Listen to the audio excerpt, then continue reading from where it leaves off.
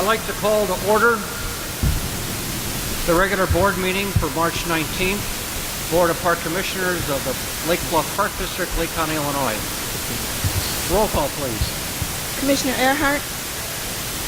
Commissioner Gordon. Here. Commissioner McHenry. Here. Commissioner Mossbarger. Here. Commissioner Patera. Here. Commissioner Wallace. Here. President Douglas. Here. May I have a motion to approve the agenda, please? So moved. Mic on? Second. Can you hear out there? Can people hear us okay? Really? We'll do a little sound Hello? testing. How's that sounding? Better? Hello? Yeah, there we go. Okay. So when it comes time for us to speak, let's go to a mic and speak more directly into it. So I was in the middle of asking for an approval for the agenda, and I think we had a first and a second, didn't we? So roll call, please. Commissioner Earhart. Commissioner Gordon. Yes. Commissioner McHenry. Yes. Commissioner Mossbarger. Yes. Commissioner Patera. Yes. Commissioner Wallace. Yes. President Douglas. Yes. Okay, this is now time for a statement of visitors for items that are not on the agenda. There will be a time to speak to more specific issues as we continue our old business. But for any non-agenda items, this is an opportunity for visitors to speak.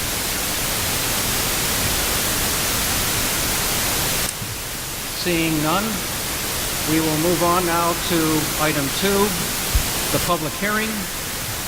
And this is a public hearing for the proposed 2018 budget and appropriation ordinance 2018C. And Ron, if you can give us a little brief on this, please. Yes, as required by law, we are required to post a budget and appropriation ordinance for the last 30 days, which we have. And the next step is to hold a public hearing, and then after the public hearing during the regular board meeting, staff would be requesting approval of the budget and appropriation ordinance. We have not received any comments, written comments or anything like that related to the budget and appropriation ordinance. Okay, well, the public hearing is open to review for public comments for the proposed B and A ordinance. All persons desiring to be heard will have an opportunity to present written or oral testimony at this time. Do we have any oral comments to be made? Seeing none. Commissioners, do you have any additional comments? No. And as Ron said, there was no written testimonies received. So I'd like to have a motion to have the hearing to be adjourned. Second. And a roll call, please. Commissioner Earhart. Commissioner Gordon. Yes. Commissioner McHenry. Yes. Commissioner Mossbarger. Yes. Commissioner Patera. Yes. Commissioner Wallace. Yes. President Douglas. Yes. I now declare the motion is carried and the hearing is formally adjourned. Moving on to the next item. Purchase card ratification. Page 17 in your packet.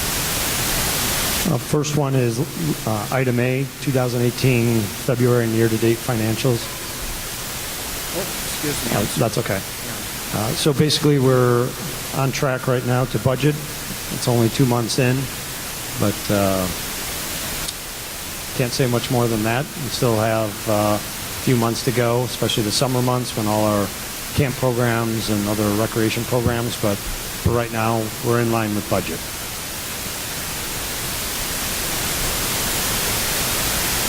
I apologize for skipping that, Ron. Any comments with fellow commissioners? No. May I have a motion to approve the financial report as presented by Ron Salsky? So moved. Roll call, please. Commissioner Earhart? Commissioner Gordon? Yes. Commissioner McHenry? Yes. Commissioner Mossberger? Yes. Commissioner Patera? Commissioner Wallace? Yes. President Douglas? Yes. Okay, next item is now the one that I jumped to too quickly. I apologize. And that's purchase cards ratification. Yeah, so basically, we're slightly higher than 2017, but again, aligned with the budget. We had, compared to 2017, we had two small capital projects. Mats for the fitness center as well as fireplace improvements. These at the paddle hut, these were budgeted items. So in comparing to last year, it's just a timing issue. But other than that, these were right in line with budget. Any comments or additions to any of Ron's comments there? Nope. May I have a motion to ratify the purchase card payment of $309.10.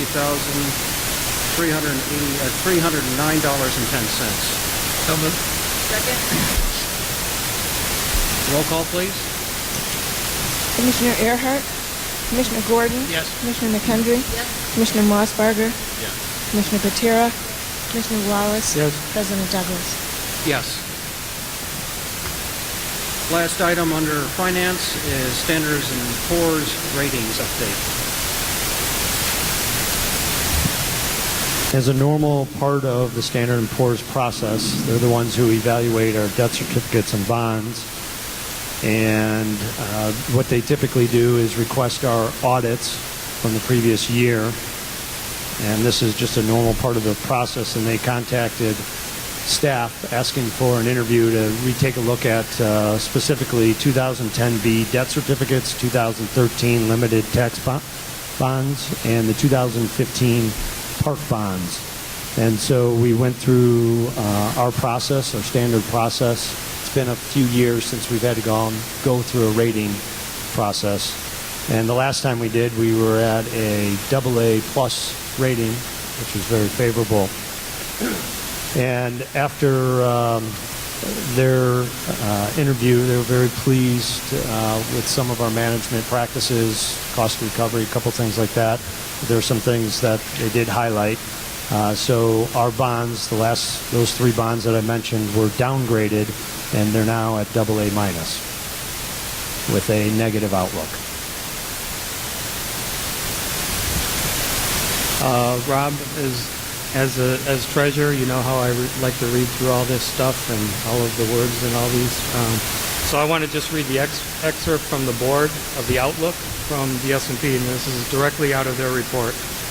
The negative outlook reflects S&P Global Ratings' expectation that there are at least a 1 in 3 chance the district will likely not be able to return to balanced recreation fund operations in the near future, leading to additional shortfalls and a negative combined fund balance for the general and recreation funds.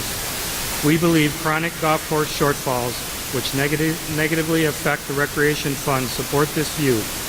If this were to occur, we would likely lower the rating again within the 2-year outlook period. If, however, the district returns to balanced recreation fund operations and is able to maintain at least adequate reserves, we would likely revise the outlook to stable. So I just want that out there so we've got that and understand that. Okay, thank you. Any other comments from our commissioners?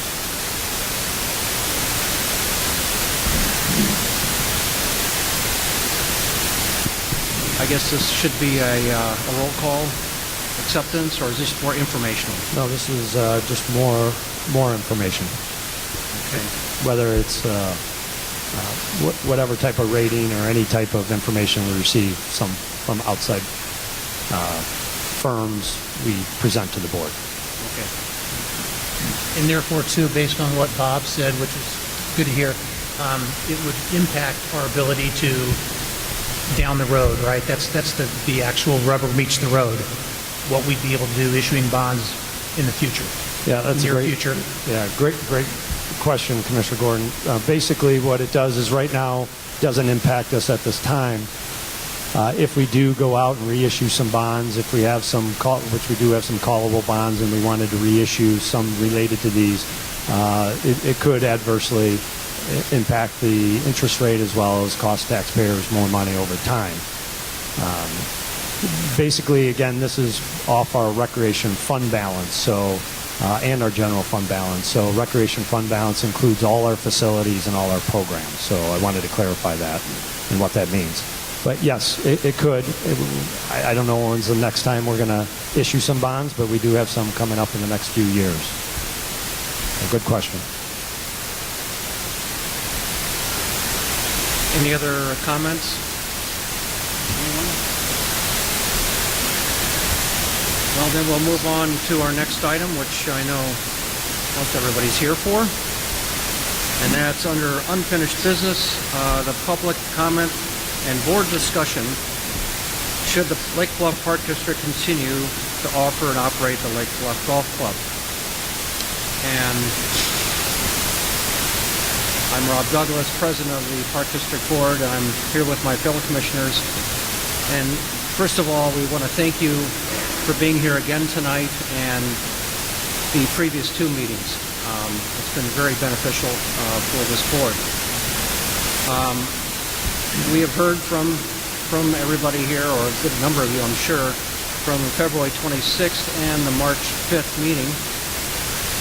And we listened to your comments and ideas about the future of the golf course. Tonight, the board will discuss what we have learned from all of you and discuss the ideas that have been generated. We will not vote on any issues regarding the golf course at tonight's meeting. To begin tonight's meeting, the public will have another opportunity to make a comment and add new information prior to the board's discussion. If you want to be called to provide a comment, please make sure you signed in and signified yes that you want to speak, similar to the previous meetings. Dana will then call the individuals to the microphone in the order in which you registered. To help keep time, Ron will hold his hand up with 1 minute remaining. We need to keep it to 3 minutes this time. That's really critical. And I should mention that keep your comments focused on the golf course discussion, which is the only question we're considering at this time. Please note that we are not answering any questions during this meeting. We've been responding on our website to the questions from the community since the first meeting in February. Facts about the golf club that have been considered by the board, including the list of frequently asked questions from the community, are available on the website lakebluffparks.org/futuregolf. So at this time, before the board has an opportunity to discuss ideas that were generated from the previous meetings, the public has an opportunity to speak. So, Dana, you can begin, please. No. It's on. Good evening. For those of you who have chosen to make a 3-minute statement, I will be calling your names in the order of the manner you came in this evening, as well as announce the following 3-minute speaker. If you have changed your mind and prefer not to make a statement, please let me know. Also, if you would like to make a statement and did not indicate so upon your arrival tonight, please inform Dawn and Rosie at the back, as they will be happy to add you to our list. So with that, I would like to invite Dave Partington to the podium, and following Mr. Partington will be Pablo Hukka.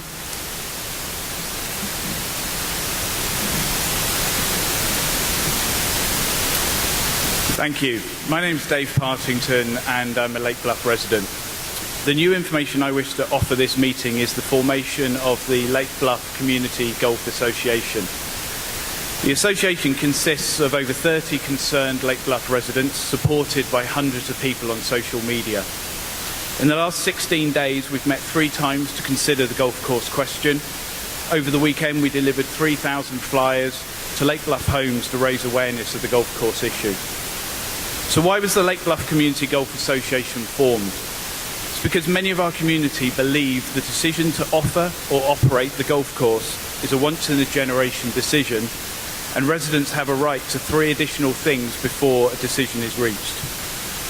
Firstly, our community needs clearer financial information, including what is required to make the golf course viable and what is the financial impact to residents on keeping the course open versus closure.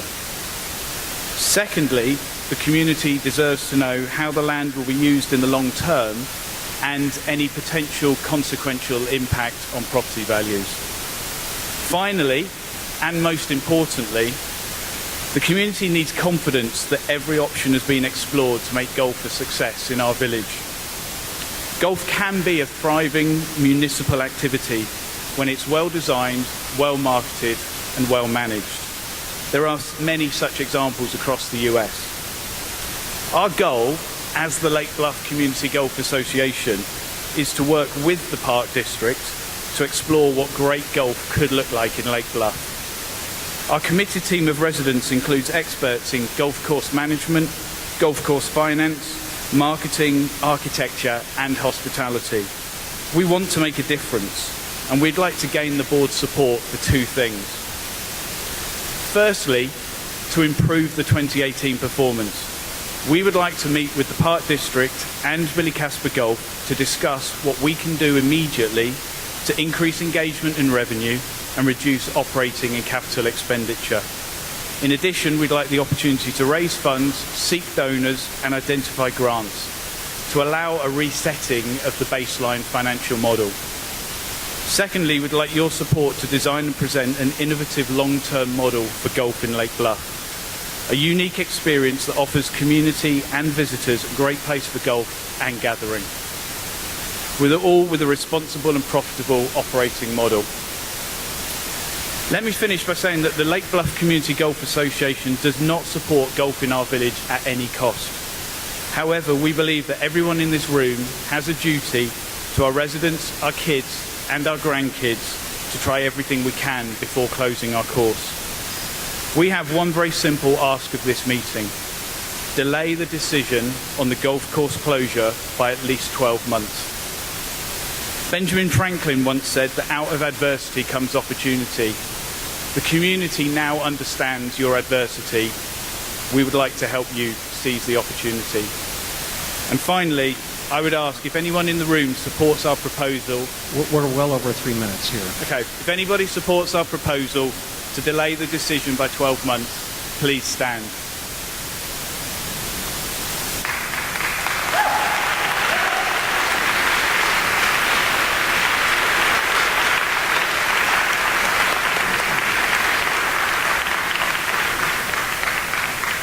So hi, I'm Pablo Hukka. I've lived in this community for 29 years. I think I know virtually every member on the board. So first of all, let me say thank you for serving, and thank you for bringing this important and somewhat uncomfortable but serious situation to light in the community. We appreciate it. You're in somewhat of a thankless position, but I think you're seeing tonight the passion that this golf court is eliciting. So, one of the things, when thinking about this, and maybe you've done this, maybe you haven't, but what I personally would love to see is, when you think about buying a home, use that as an analogy. No one would buy a home on face value and just, write a check, right? You're gonna look at comps. Your realtor is going to show you comparables. If we're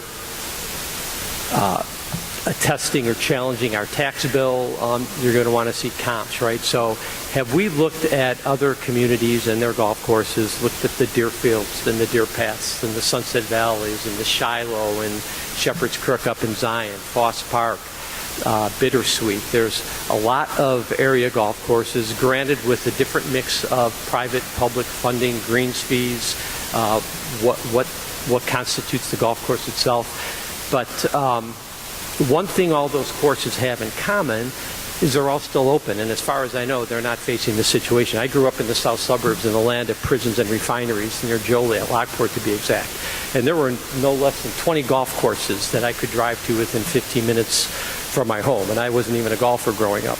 So I say have because all of those courses, to the best of my knowledge, are still open. So I would just implore the board, and this is not all on you, all the people in this community, we've heard about associations, and I would like to see a concerted effort to do that analysis through freedom of information or whatever, to take a look at the number of rounds, the number of days lost to bad weather, what are their maintenance costs, what is their in-community to ex-community ratio of daily fees, what are they charging for annual memberships, and let's put it all on a spreadsheet and look.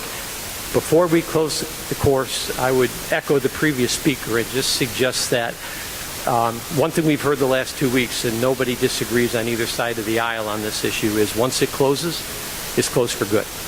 So before we take that step, let's look and see and try to answer two important questions. What are all these other golf courses doing right?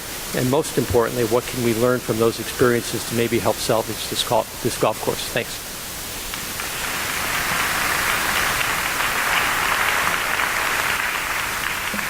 Next, we invite Mike Gillespie to the podium, and following will be John Noack.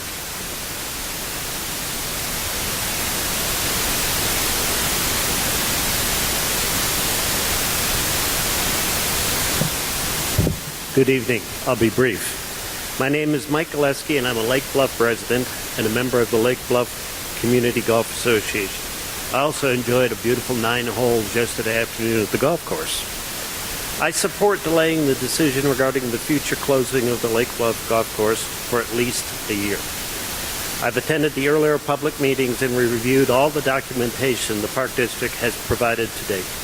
Honestly, I feel the presentations thus far have highlighted poor past performance and presented a dismal future outlook, leading to the conclusion that the only alternative is to close the golf course. I'm not sure that's fair. The forecast is clearly based on the historical performance of the course, and it may or may not contain any new initiatives to drive revenue or contain expenses. We don't know. We don't have that visibility. My suggestion is to create a business plan that will detail what needs to be done to operate the course at a responsible financial performance level and just how we will achieve that. We should leave no stone unturned in that process. Our group is committed to working collaboratively with all stakeholders to create this plan and create a successful path forward. Thank you.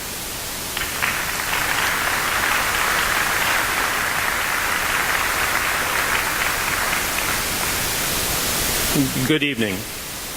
My name is John Noack, and I'm a member of the Lake Bluff Community Golf Association, and I support delaying the decision regarding the closure of Lake Bluff Golf Club for at least a year, to allow the community to engage and assess options to see that it not only breaks even consistently, but also can positively contribute to servicing the Park District's debt into the future.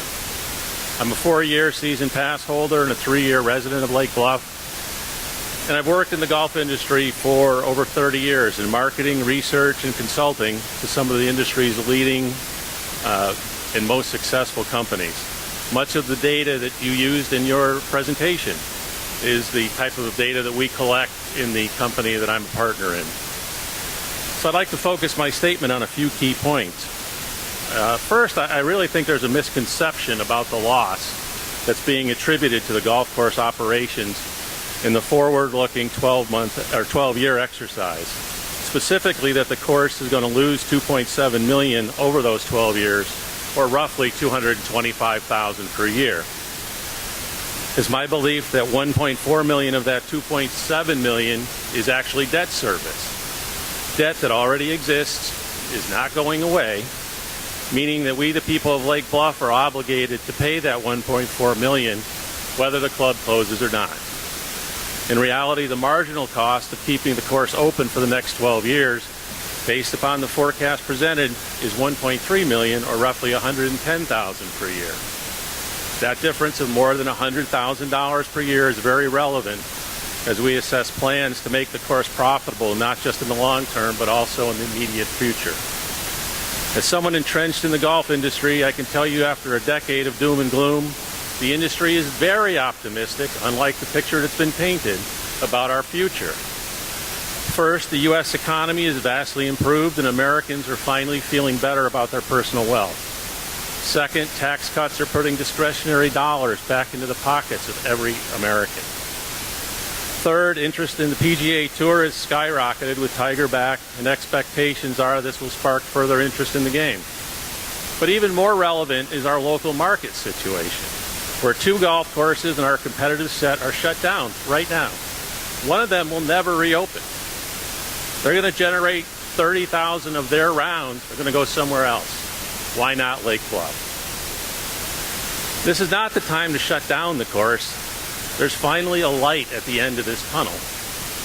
The large contingent of concerned citizens behind me who have turned out for these meetings indicates there's substantial interest in keeping the course open. I personally am committed to contributing my time and my company's resources to further evaluate the options that exist at no cost to the Park District. What we as an association are asking for is the time to gather, analyze, and present options to the course's bottom line. I got one more paragraph. The board is asking the right questions. You're asking absolutely the right questions about responsible management. However, we respectfully disagree with the potential outcomes being developed to answer those questions. We've got to keep it to 3 minutes. I'm sorry. Okay. Thank you.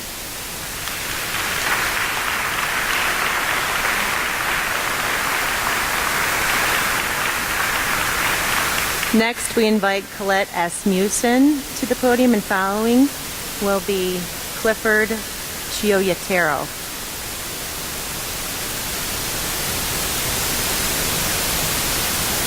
Hi, thanks again for having us the time to speak. I'm Colette Asmussen. I'm a Lake Bluff resident, and I'm with the Lake Bluff Community Golf Association as well. I fully support the delay of the park decision on the golf club for at least a year. In other words, I agree with keeping the course open for 2018 season and 2019 season, with a decision from the Park District on the fate of the Lake Bluff Golf Club to be in March 2019. Some new information to consider. I met with Jennifer Beeler, the Friends of Lake Bluff Parks, on our behalf. They agreed to be the fundraising arm to keep the Lake Bluff Golf Club open. Many residents have verbally committed since the last meeting to become members, donate money, or both.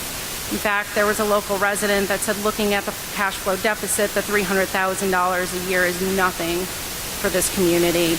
But we need a chance to build that base and get the fundraising efforts and do these types of things. We can't keep doing that if we think the fate is going to be next year. Also, looking at the clubhouse, you mentioned the ADA compliance, which obviously is something that we have to meet. There's a couple of things. So you had posted this 2013 20-year capital plan task force. There's some great things in here which I'll bring up, but one of them is a recommendation in 2013 to pursue replacement of the current golf club house with a modular trailer solution. I don't think that was ever looked at. It says this can produce nearly $300,000 in savings and immediate capital investment needs, plus $100,000 in additional savings primarily for ADA. There's also several grants for a variety of things, including making golf clubs ADA compliant. This one in particular is $200,000 to $20,000 of a grant request. They have filled over $818,000 of grant requests in the U.S. in 26 states. So we haven't even begun to have the time to do that. Something else that we haven't really looked at, you may have heard in Northbrook in 2015, the Red Seal project to build 137 homes on the Mission Hills Country Club golf course. That has resulted in legal battles regarding zoning, open lands, property rights, which is citizens coming forward and suing their own boards. I would hate for that to happen here, as well as a possible conflict of interest has come to note in that issue in Northbrook of one of the voting members. We rather put our efforts towards fixing the problem rather than suing each other. And there are a lot of issues showing property values would be affected, which again would affect your overall money that you can collect from our taxes. There's a whole host of marketing. I'm a marketing person that we could talk about. Since we are limited time, I want to talk about a couple quick things. One, the Lake Bluff Welcoming Committee doesn't even come to our golf course. because it's so difficult to schedule and work with Billy Casper here. They actually take them to Deer Path Golf Club. So there's a whole host of people that we could be marketing to. We need to bring it to a position. Yep, our goal here with this group is to build a unique Lake Bluff Golf Club experience that offers the community and beyond a great place for golf and gathering, utilizing a responsible operating model with intents to make this a profitable entity. So not only are you trying to cut your biggest cost right now, but it can be your biggest cash cow if it's done correctly. So thank you for your time.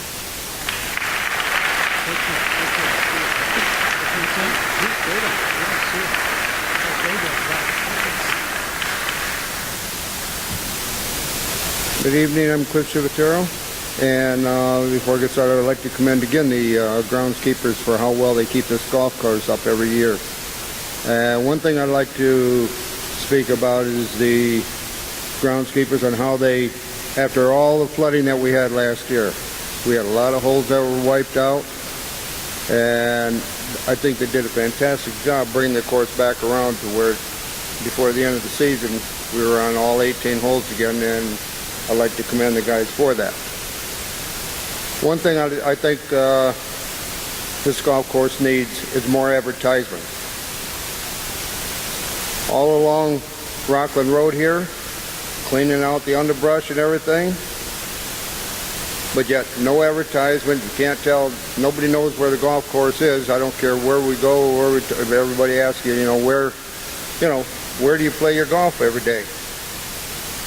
Lake Bluff Golf Course. Where is it? Nobody knows. Aside from the sign up here in Green Bay Road, nobody knows where the course is. You go to, like the lady was saying, you go to Bittersweet, Thunderhawk, I don't care where it's at. They don't have just a sign out front. They've got places around where you know where the golf course is. All the years this has been here, there's never been, there's no reason they can't put a couple signs out here on Rockland Road for the tracks this way.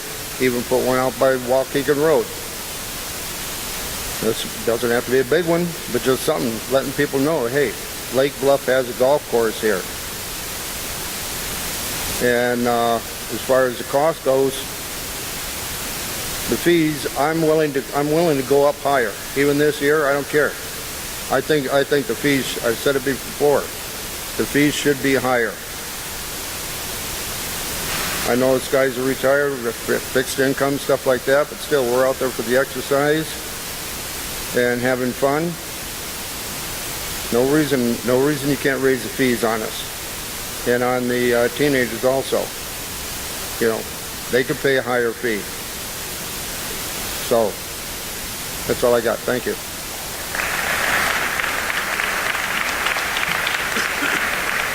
Next, we invite Bob Taubenheim, and following Bob will be Kevin Considine. I'm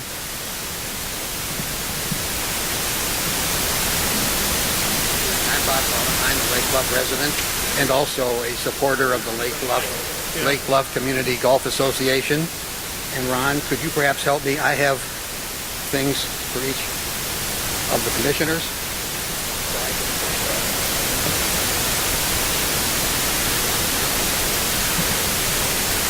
And some of this will be repeating what I said last time, but with your indulgence, this is too important a question. In reviewing your strategic plan, meaning the Park District's current strategic plan as you have posted out there, you have appropriately one of the goals to reduce the operating loss of the golf course. I'm not going to take on S&P, even though I'm a retired banker. I can see where they're coming from. That's fine. But reducing and closing are a major disconnect. I wonder how we got from attacking a problem and solving a problem to using the old adage, sometimes it's easier to plow around a stump. I think that's, if you rush to judgment, that's what you're trying to do. I wholeheartedly endorse private fundraising and the establishment of the 501c3 back in November of 2005, Friends of the Lake Bluff Park. They're holding their second Run the Course on April 7th. To the best of my knowledge, at least in recent years, there has been no donation from that organization to support the golf course. Its mission is to help fund capital and operating projects at Lake Bluff Parks. So if they're willing to act as a conduit for increased fundraising efforts, that would be wonderful. Also, the debt matures in 6 short years, 2024, as I recall. As other people have said, it's not going away if you close it, but I have also pointed out that it could be renegotiated for a lower interest rate. I asked you that question, you replied, you tried, without any explanation. The schools and the village tried and were successful. No need to stop now. There's 6 more years. We could all benefit from that. I want to go into the budget a little bit. Some of these comments maybe are appropriate for an earlier agenda item. But the 2018 budget for the golf operation is $846,000. That's a pretty nice cash flow. If you close it, that $846,000 will go happily to any one of the 21 or 10 that you've identified using 2 consultants, which you could have asked a high schooler or a middle schooler to identify the number of courses within 10 or 12 miles. And I question why we need 6 consultants and whatever the fees were that you paid them over the last year or two.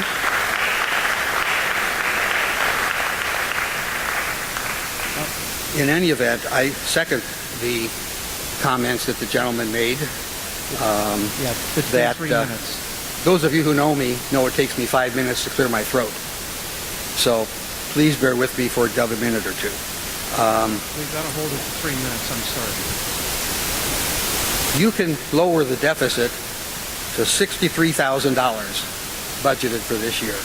If you can explain why almost $49,000 of the superintendent of facility services salary was allocated to the golf club. I asked the question, You've what is exceeded done? 3 minutes here, I'm sorry. I gave you my comments, please read them. Thank you.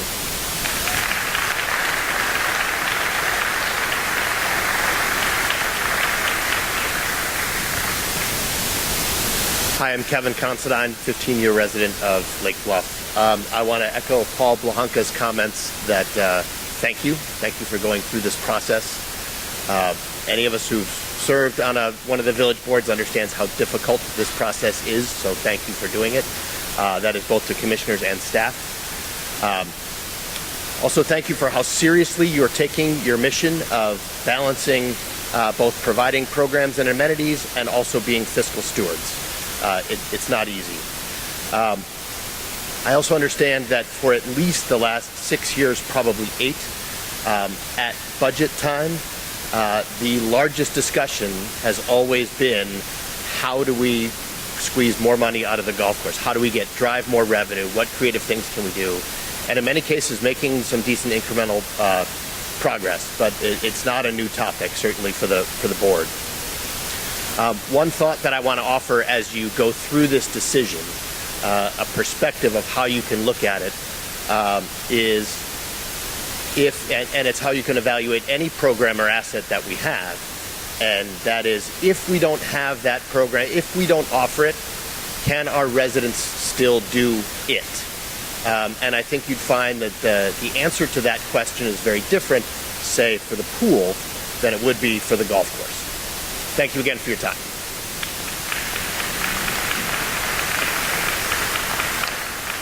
Next, we invite Neil Dallman to the podium, and following Neil will be Kristine Greenfield.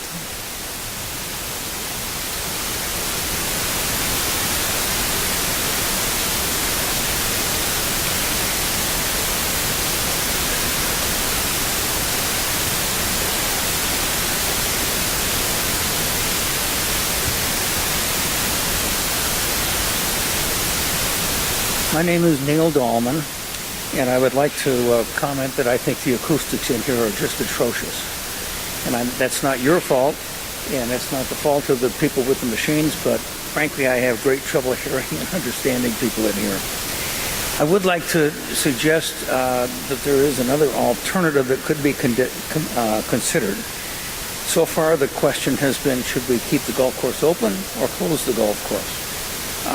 I'm in favor of keeping the golf course open, but should you, as a board, reach the opposite conclusion, 5 days ago in Heim Park, there was a private group that came forward with a different proposal.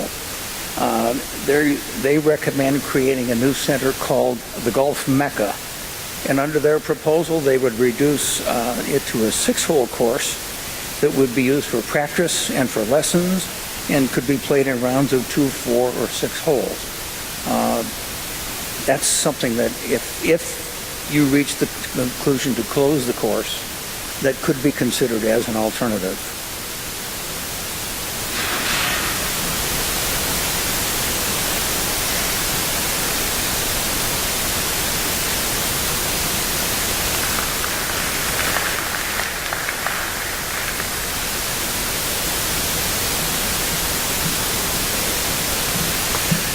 Good evening. I'm Kristine Greenfield, and on behalf of myself and my husband, Paul Greenfield, we're members of the Lake Bluff Community Golf Association, and I support everything that my fellow community members here have been saying tonight about keeping the golf course.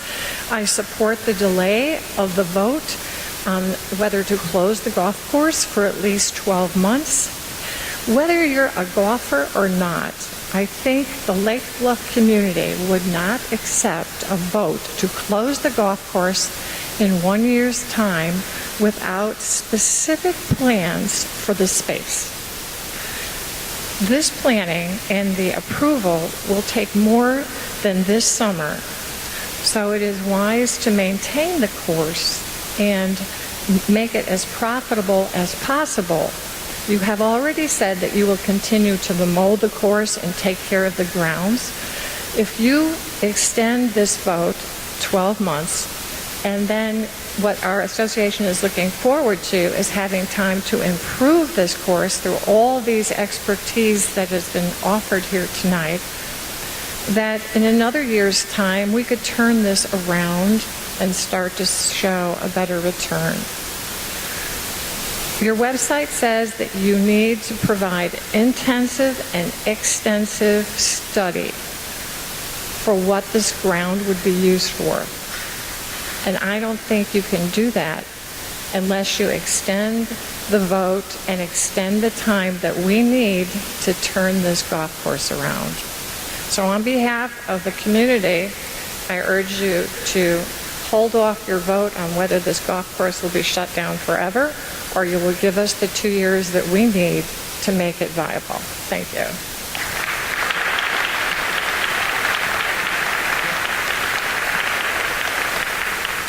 Next, we invite Gerald Moody to speak, and then following will be John Grande.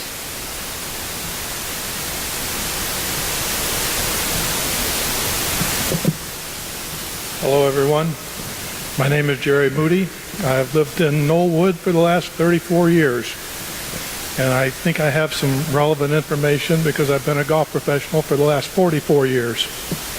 I've worked at 4 different clubs in the northern suburbs, 2 private clubs, 2 public courses. One of the differences in the 2 public courses where I worked, 8 years at Glencoe Golf Club, 7 years at Steeplechase, which is Mundelein Park District. Mundelein Park District was interested in making profits. So when I was interviewed and hired for the job, a lot of my discussion was on the fact that a golf course trying to make a profit needs to make sure that every player contributes to their expenses, which means if you have a season pass, the cost of each round must reflect the cost of maintaining the golf course. And I promise you that there are not any municipal golf courses in the Chicago area, or for that matter, the country, where the cost of a season pass covers the cost of maintaining the golf course for that round. All of you people who have been speaking about the Lake Bluff Golf Association, I'm sure you all have played a lot of golf here, and I suspect most of you had a season pass. Well, I would say to you that each time you play a round of golf, you should say thank you to the residents of Lake Bluff who pay taxes and don't play golf, as well as to all of the green fee payers, because you just contributed $20 to that year's deficit. I know you all think that a season pass is a great idea, but I would tell you that if you want to maintain a municipal golf course, you have to eliminate the season pass first. And if you've already sold them for this year and you want to keep the course open, you should refund them all and make them pay green fees like everyone else. Now, I saw the 1 minute sign, so I'll get out of your hair in a minute. I love golf. I hate to be the bad guy here, but I believe that the golf boom ended about the same time the Twin Towers went down, and then the bust began with the 08 recession, and it is still in full bore. We have a golf bust. There are many more golf courses closing annually than there are opening. In 1990, the National Golf Foundation made a ridiculous comment that we needed to open a new golf course every day to keep up with the demand. Well, I'm sorry to tell you that that demand is gone. And Lake Bluff Golf Course could be viable in the future, but only if you have a budget that addresses revenues. And my primary concern for revenues at public golf courses, as I said, is the season pass. So all you pass holders, remember, every time you play golf, it's costing everyone else $20.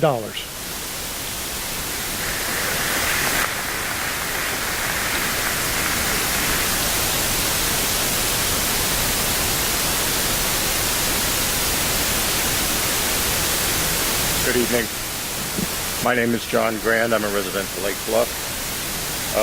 As you all are weighing your decision regarding the closing of the Lake Bluff Golf Course, I would urge you that you just postpone that decision for at least for a minimum of 1 year, although a 2-year moratorium is probably more realistic.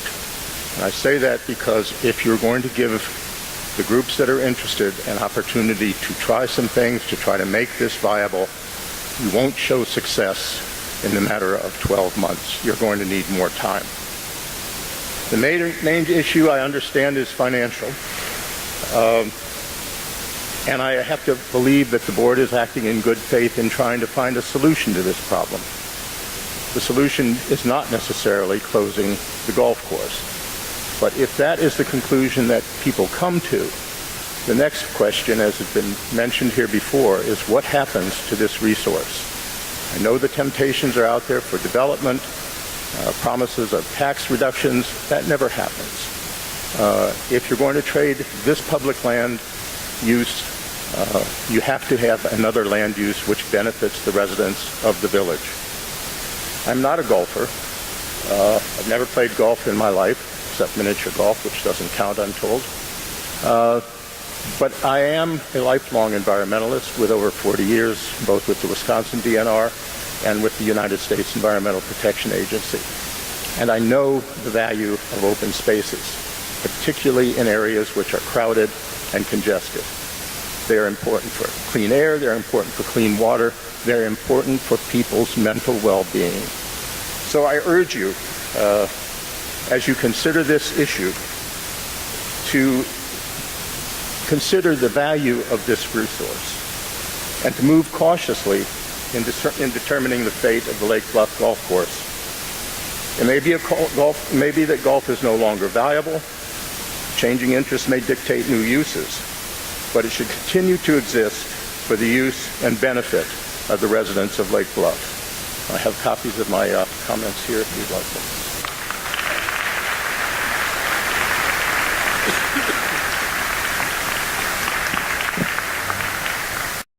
Next, we invite Graham O'Connor Brooks to speak, and then John Noack.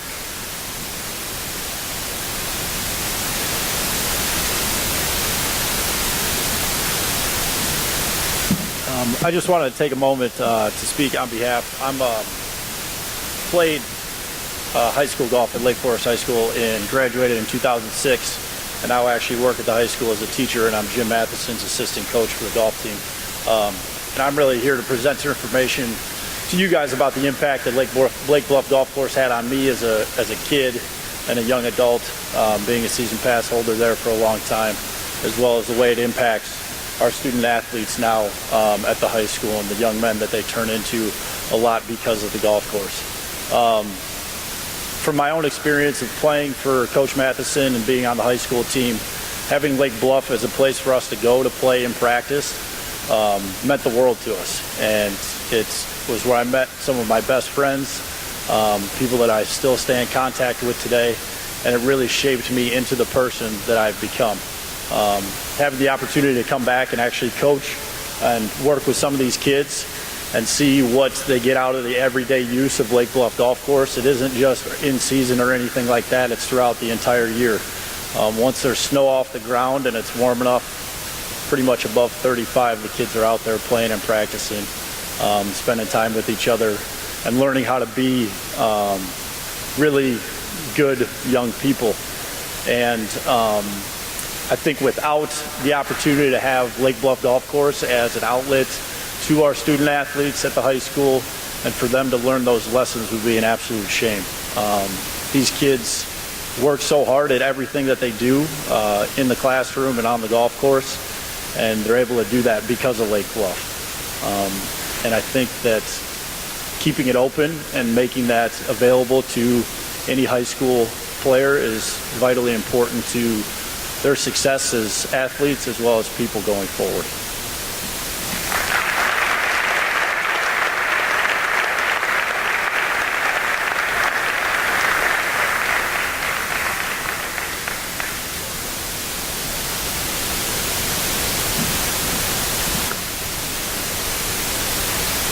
Next, we invite Adam Smith to speak, and then Ed Kaczynski.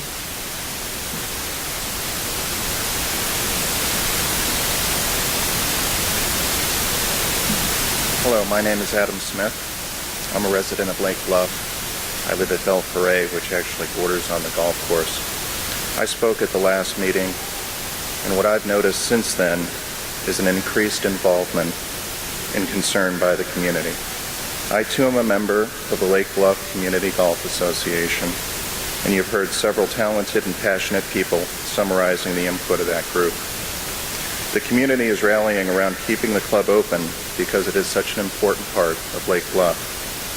Before you debate tonight, I would like to remind you of the vision of the Park District, which is emblazoned at the top of your website, and that is strengthening the spirit of community. I encourage you to allow this strengthening to continue by keeping the club open and allowing the community to support it. Thank you.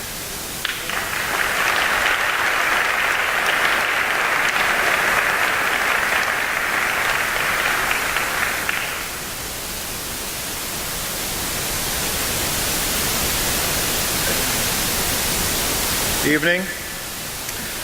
My name is Ed Kaczynski. I am a resident of Lake Bluff, Knollwood, for the better part of 40 years. During that time, I have been active in this community, both Lake Forest and Lake Bluff, as a teacher, as the founder of the American Youth Soccer Organization. I have coached at the high school, and I've coached at the college. My perspective is a little different than the perspective of those people that you've heard. I am not very knowledgeable about finances and how to come up with money. If I want money, I'll ask my wife, and she has never turned me down. I wish I could offer you that, but I don't think she would be very agreeable. My point, having lived in this community for such a long time, are at what price are we closing the community golf course? I can remember coming out here when I was first hired at Lake Forest High School, and then later on bringing my family, my son Eric, who's now with the fire department, serving this community, and my daughter Chrissy, who's just recently bought a house in Knollwood. Why, Dad? Because I love this town. And I pay a little bit more in taxes, Dad, because this is a special place. This is a place that I grew up in, and this is a place I love.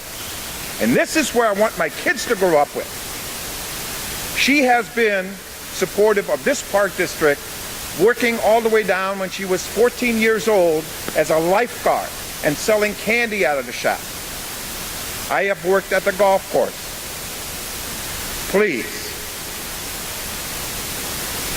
and I know you have to make a decision based on economics, but I hope I have in some way instilled in you that there's more than money involved. There's a feeling, there's a camaraderie.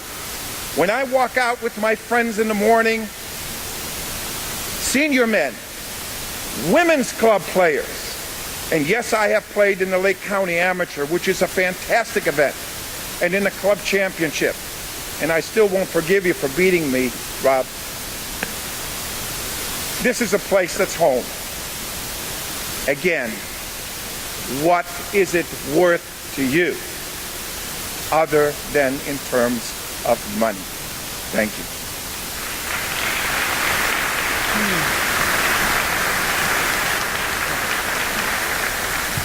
Next, we invite Todd Nugent to speak, and then Matt Allison.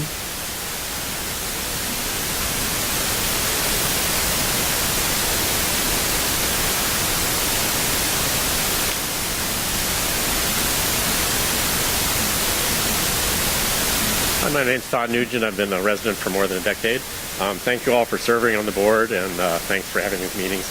I'll echo Kevin's comments that it can be a lot of work and controversial sometimes. I'd like to support the delay for 12 months. I spoke previously about the value of the golf course to my family, both as golfing and as an open land resource, but I kind of wanted just to add one comment that I've been thinking about, which is just, I don't think it's responsible basically to close the course without planning the next step. This is 80% of the park district's land in terms of acreage. That's an estimate on mine. Please don't make it a fact now. But you mentioned debt servicing is still out there. Apparently some administrative costs beyond the direct operation of the golf course is allocated as well. So those debts will keep coming up. I can't help but think this will come up. Hey, we've got all this debt. Something needs to be done. And it will be proposed that some or all of the course be sold. We know that developers in town lately from Harrison Center, Stonebridge, and also from the bank lately, want to build high density. And if we can't find anybody to develop in some nice way, then it could be high density, and we'd be looking at hundreds more houses in that area, looking at the traffic on, for example, the Buckley and other streets in town nearby. I think the residents would be pretty unhappy if there was that much more traffic. It already gridlocks there sometimes. So again, I urge the delay so we can plan this, develop community spirit. I know it's been a part of your budget discussion for 6 years apparently, but I don't think the rest of the community really took it seriously, and now obviously we all do. Thank you very much.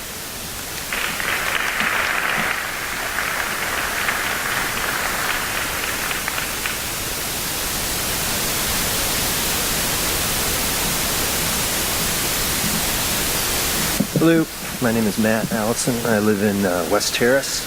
This is the first one of these meetings I've been to, so I understand that we're not able to ask questions.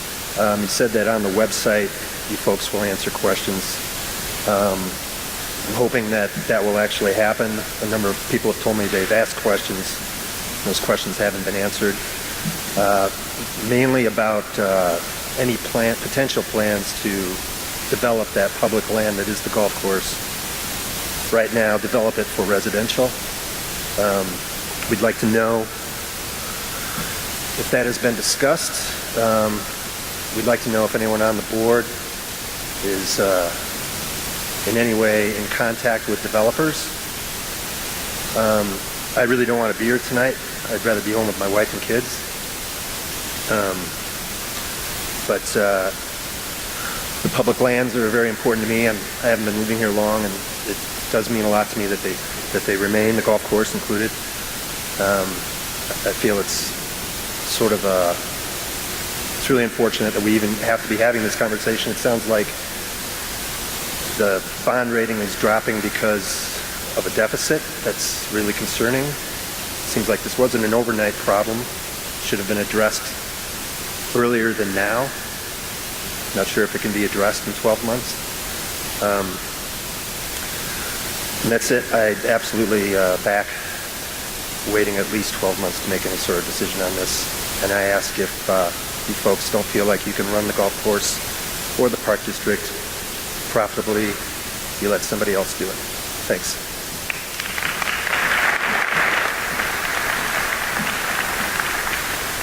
Next, we invite Rush Holston to make a statement, and then Scott Weber.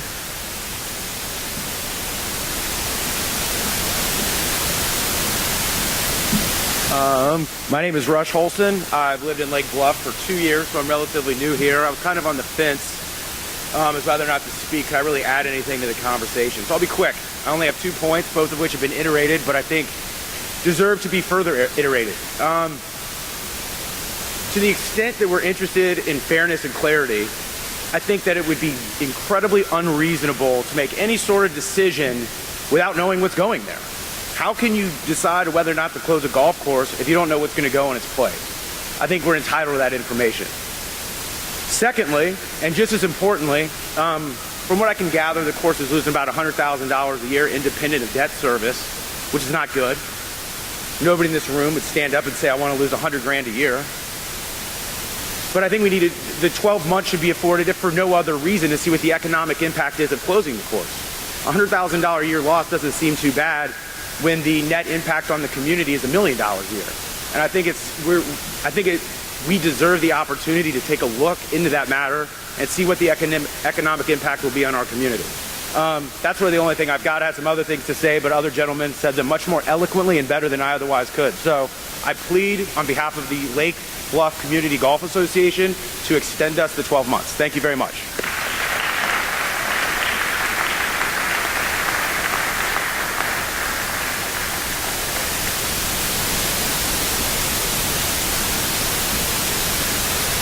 Good evening.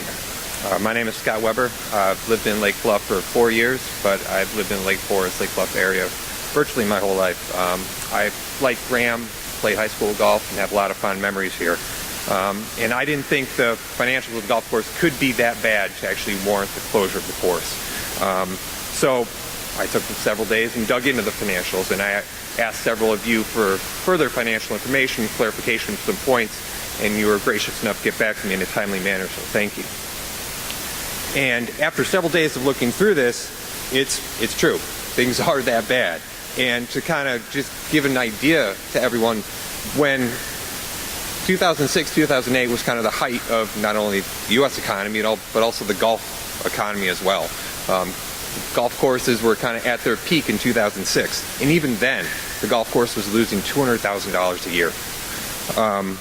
And it's been well documented what's kind of happened to golf and the U.S. economy since then. And measures have been taken. And since 2011, expenses were cut by 20% for the golf course, and green fees were flat. But the course still lost $100,000 a year, and that number goes up to $350,000 when you include the cost of financing the debt. If the game was growing, there can be an argument to be made for keeping the course open and to cover the capital losses and the requirements, but the fact is that the number of golfers playing in the United States has been slowly declining at around 10% a year since 2011. You throw in the overall population growth in Illinois, that's flat. There's only 2 other states in the union that have flat population growth in the past 10 years, and we're one of them. All the demographics point to an unfavorable future for a full-service golf course. What I'm proposing is an option that hasn't been looked at thus far, to my knowledge. I would like to propose a compromise that could salvage some of the facilities while potentially putting the facilities in the black. The number of beginning golfers and junior golfers under the age of 6 has actually increased 35% since 2011. I would encourage the board to look into keeping the practice facilities open, increasing private and group lessons targeting these groups, which has actually been a consistent moneymaker over the past several years. Give them a place to learn while keeping the course or keeping the practice facilities open for those golfers who do want to hit golf balls. There are a number of golf courses near the Lake Bluff area. They're plentiful. We have a lot of competition, even though places like Highland Park are closing down. But the number of places where people can come and practice the game and learn the game are few. And let's keep those options open. Thank you. Next, we invite David Forum on Sheridan Place to speak, and then following David will be Jim Matheson.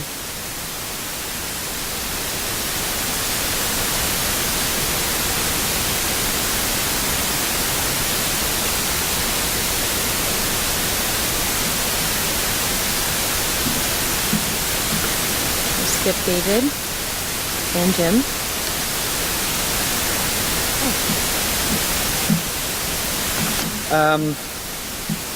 First of all, I would like to introduce myself. I'm Jim Matheson. I'm the head golf coach at the high school. I've been a golf coach for 15 years now. First, I just want to thank you for the support that you guys have given us, our golf team, over the years. It's been a great place to call home, to be honest. I know that we have a few players here tonight that came out to support their golf course and what they see as home and what they've called it home. Now, Graham obviously is a perfect example of a kid that's come out of the program that this course has made a huge difference in his life, and he's one of the, I don't know how many stories I can tell about the difference that this place has made in a kid's life. Now, I understand the financials. I've been working at golf courses my whole life. I get that it's not easy, but I'm here tonight just to tell you, I guess, the human side of what I see every day in the kids' lives and how important that this place is. I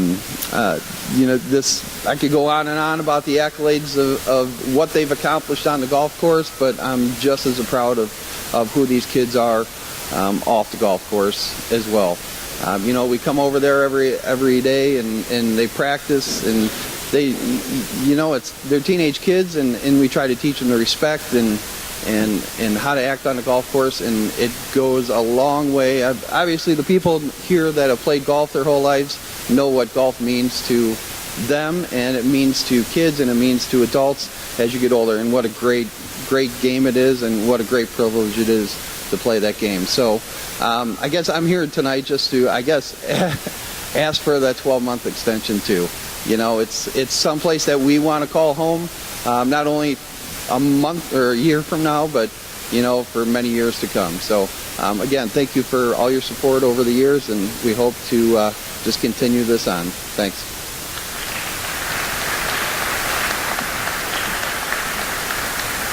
I have two final people on my list. First is Deb Fisher, and then Curtis. I can't read the last name, sorry. Curtis something.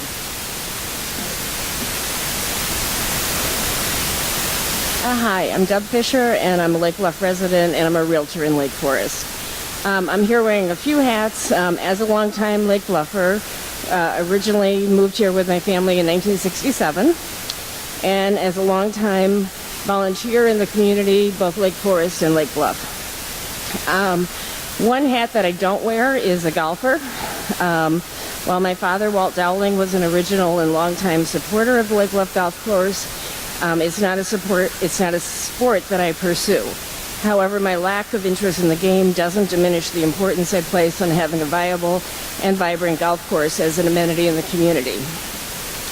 I support the 12-month delay in closing, and one reason is that I'm perplexed by a recent presentation that I sat through at that was made by Vince Juarez, Kemper Sports Management and General Manager of the Lake Forest Deer Path Golf Course, who was able to paint a totally different success story for Lake Forest's community golf course. And I don't really understand how the results can be so different. Mr. Juarez presented to the City Council members January 19, 2018, and gave a detailed overview of the renovations that they're making to date, programming changes, and anticipated growth. Some highlights of Kemper Sports Management's report at the Deer Path Golf Course included that outings for the Deer Path Golf Course were up 36% for outside outing revenue from 2017 to 2016. 5 new outings were added in 2017, bringing in $30,000 in additional revenue, and all 5 rebooked for 2018, and over 500 new golfers experienced Deer Path Golf Course through outings. The events that they had brought in a number of people outside of just golfers, movie on the patio, Cub Scout campout. They served beverages on the beach, community viewing for the eclipse, a book club event, a yacht club event, glow ball, and a very strong youth program. Utilization rates were increased weekday. For the peak rates, they went from 60% in 2016 to 85% in 2017. The weekend peak rates from 6 a.m. to 10 a.m. went from 66% in 2016 to 97% in 2017. And the weekend overall went up 9% utilization rate from 2016 to 2017. Greens fees were up 12% in 2017, despite the lower round count due to the bad weather that we had as well. So I guess I'm just confused that they're doing really up and running, kind of, and I'd like to have us have the opportunity to put some of those things in place or investigate perhaps a more creative approach to things. As a non-golfing local resident, I support more time for this to bring in a creative and more aggressive vendor possibly to change the fate of the Lake Bluff Golf Course, giving the community a vibrant, vital, and more financially sound amenity going forward. And as a realtor, I also strongly recommend that no decision be made to close the golf course without assessing the negative impact that that action could have. 3 minutes is up. Okay, and I thank you for your time.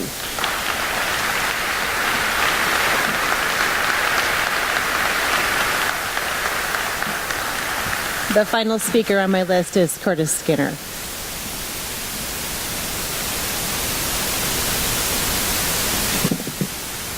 Hello, my name is Curtis Skinner. I've been a Lake Bluff resident for about 25 years. Before that, I lived in Lake Forest.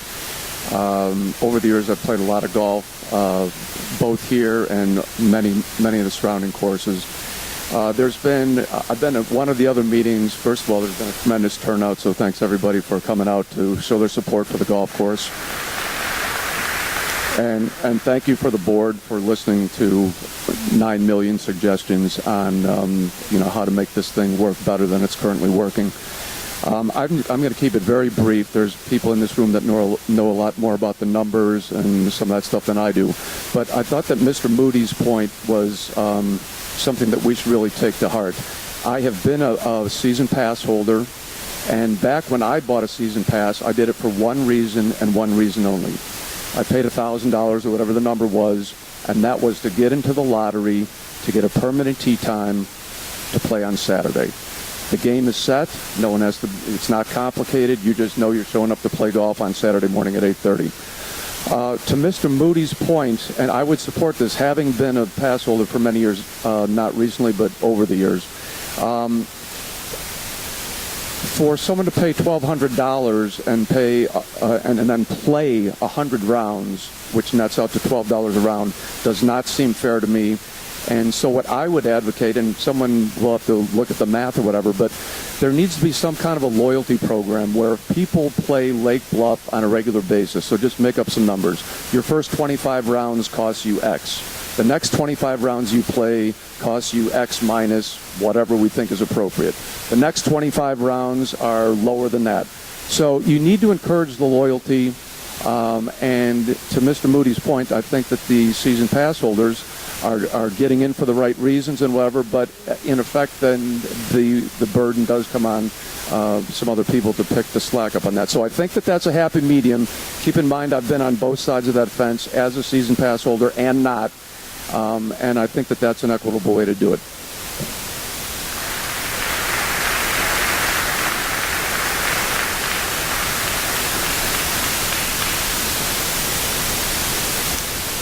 Okay, well, thank you everyone for your comments and your clear passion for the game. So now this is now the opportunity for our board here to actually, for the first time, really discuss some of the ideas brought forward, and we want to do this openly so that the community can really see what this board is thinking. There's no question, as you know, this is a difficult situation we're in. So we have a slide that we put together, which is basically what we learned from at least the 26th, February 26th and the March 5th meeting. And I'll read it out. I can't see the screen from here, but hopefully you can. And my fellow commissioners have a copy in front of them here.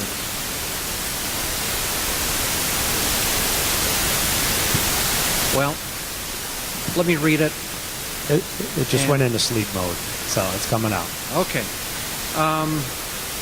Well, one thing that we know is Lake Bluff golfers are passionate about golf. There's no question there.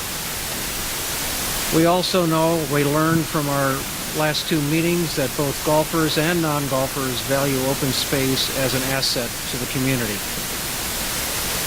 And we also learned that golfers are willing to step up financially in some form. And certainly that seemed to be what we were hearing from the Community Golf Association. At one of our earlier meetings, a full-service clubhouse was not necessarily a high priority. There were comments about the financials presented were complex.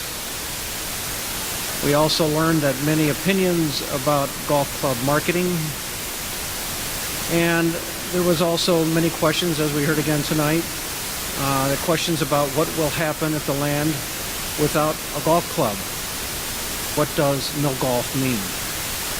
So with these observations that we were consolidating together from the previous two meetings, we got another slide, and it's titled Summary of Ideas. And we're going to use this as really a starting point for a discussion amongst ourselves here. And there are a number of items listed here. The first one being the question of raising fees. And we'll go through these and allow the board to have an open discussion on this. So, first one, raising fees. Would someone like to begin the discussion on that idea that came from these previous meetings?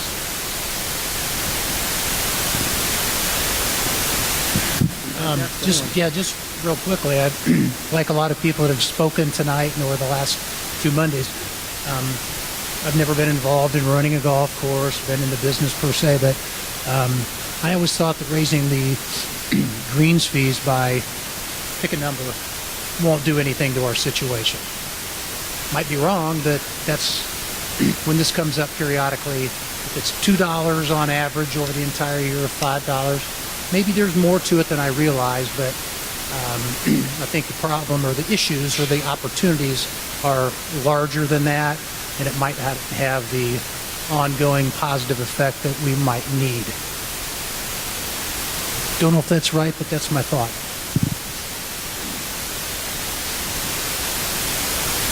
Well, back on that subject, the number came up earlier. There's about $800,000 of revenue from golf fees, memberships, and cards. So let's say we could raise it by 5%, which 40 grand, 40,000 is 40,000, which would be great. What we have to weigh out then is, will that price increase lead to more than a 5% decrease in the rounds played and the memberships bought?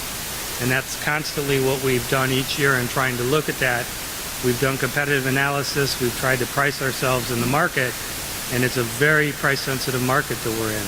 So yes, we could raise fees, but we risk losing golfers.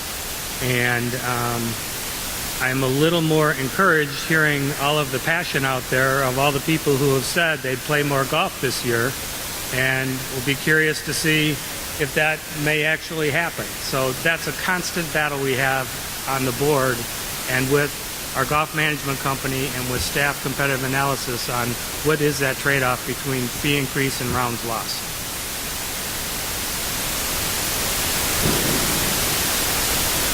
Well, I think one of the ideas that came out of the previous meetings was possibly when it came to the annual fee for membership, that number was relatively low compared to Deer Path. So I think that was one area that I believe was being questioned as far as a possible change. Now, I understand the daily fee with dynamic pricing is not easy, but I guess the question is, could we get the people who are managing the course to squeeze another $1 or $2 out of that? Because every penny counts right now.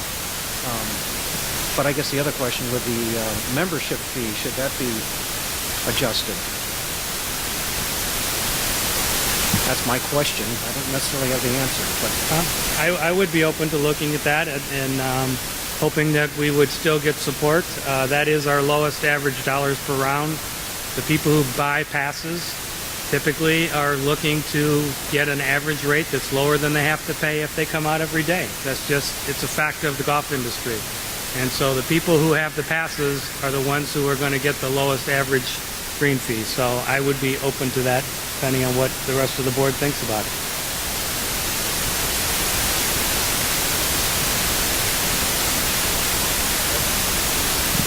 Yeah, I'd be in favor of it. Yeah, can't hurt to look at that and try to understand the implications and the actual support from the community to forego that in some way, shape, or form, or at a different rate to help benefit, like the gentleman proposed.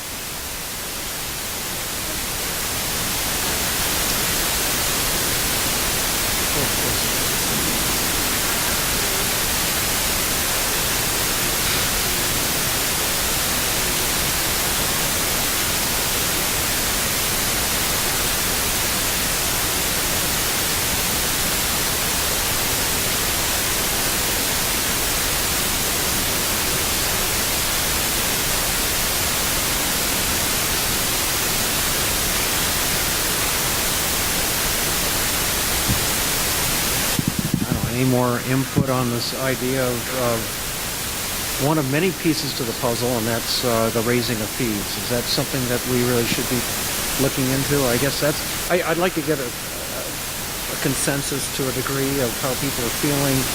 If this is something we want to pursue, then we could make a directive to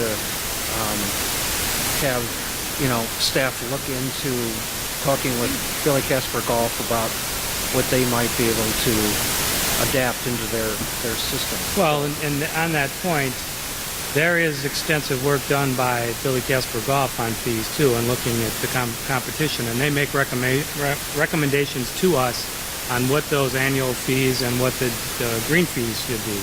So we typically will go with them based on the fact that they're running, 60, 80, 100 golf courses. So that's how these fees came about this year. This is not the board sitting down and deciding fees. This is getting professional counsel from somebody who actually does this. So I would be open to going back to them and saying, could we increase the pass holder and the daily fee, and what do you think that impact might be on revenues, and based on that evaluation, decide whether to do that or not. I'm open to that. Agreed. Yep. Okay. So, Ron, we're going to need to engage them in a discussion on fees then, and quickly.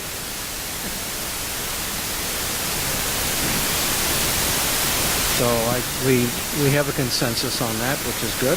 So we'll move down the list to the next one, and that's focus on additional marking to Lake Bluff residents. That's something that came up repeatedly too in the previous meetings. Any thoughts or comments on that?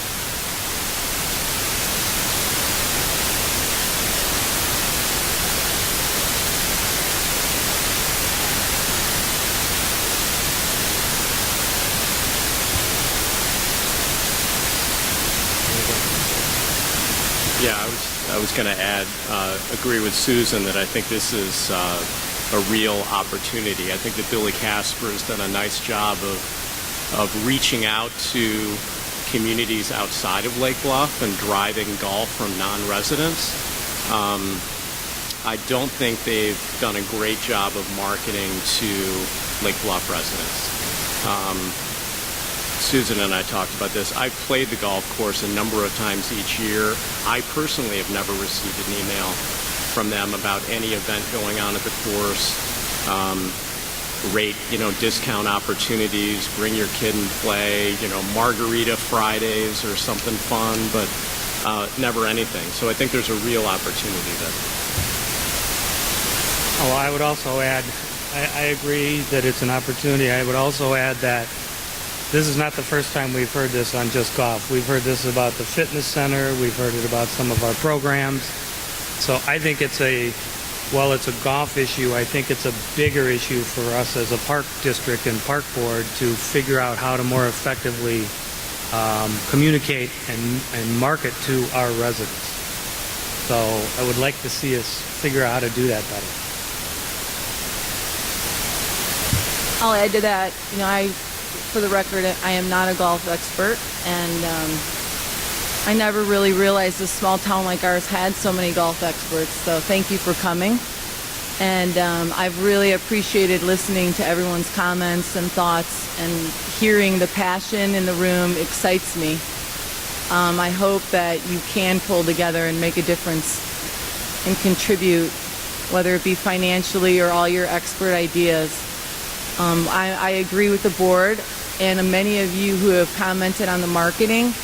I think it's horrible.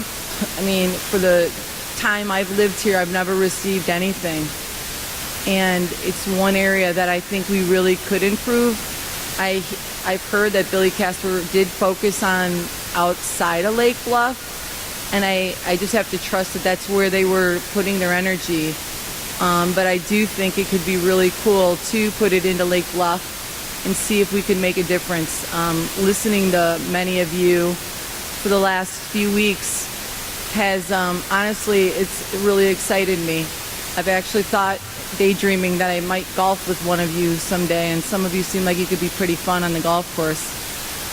But I hope that all of your expert opinions and your effort really can make a difference. And I want to say lastly, thank you for your emails and your personal texts. I haven't responded to all of them, but I really do appreciate your passion, and I love all the ideas, and some of the ideas that weren't even pro-golf.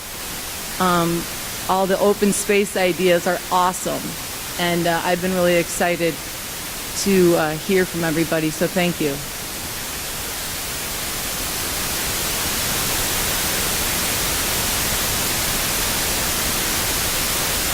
Well, clearly, marketing is a broad subject, not just golf. I think that was well stated by Bob. And yeah, we've got to take a look at that and just see what we can do to be better. And I'm not sure we have the answer at this point, but we'll have to roll our sleeves up on that one and figure that out. It's district-wide. It isn't just golf. So, good point there. Any more thoughts on the marketing suggestions? Well, then we'll move on to the next one, which is a tough one, and that's how to simplify the financial overview. Well, not just a golf course. It's the park district, because governmental accounting is very different from the private sector. So, it's different, and I think I might defer now to our treasurer, who can lead into it better than I can, but I think it'd be good if we can find some bridge to help bring simplification to a rather complex accounting system. Okay. You'll have to indulge me for a minute here. Same thing Corey said. Thanks for all the input. It's been great to hear all the passion and the input, and we clearly have a lot of talented and well-learned people in this group, which is great. Just a little indulgence for me for a second till I get to the numbers. This group up here is pretty passionate as well, and pretty talented. We've got members on this board from finance, banking, sales and marketing, operations, design and construction, and we've even got golf expertise. I myself, for 20 years, was with Kemper Sports as the chief financial officer, so thank you for the shout out for Kemper Sports earlier. That was much appreciated. I was also the first CEO for Topgolf USA, which is a new concept in golf that's introducing a lot of people to golf. So I kind of have done this and kind of understand some of this stuff.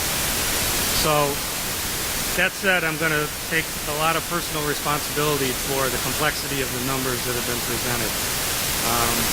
We tried to, frankly, do too many things. We tried to look at pretty much any scenario that could happen and present them all in like rapid fire, and it was the wrong approach. We tried to look at an 18-hole, a 9-hole, a modular clubhouse, a full clubhouse, all kinds of different things all at once, and in retrospect, that was a mistake. And I apologize for that, and we are going to try to get it a little more simplified. But while I have the microphone, I just want to remind the board the numbers we're looking at here.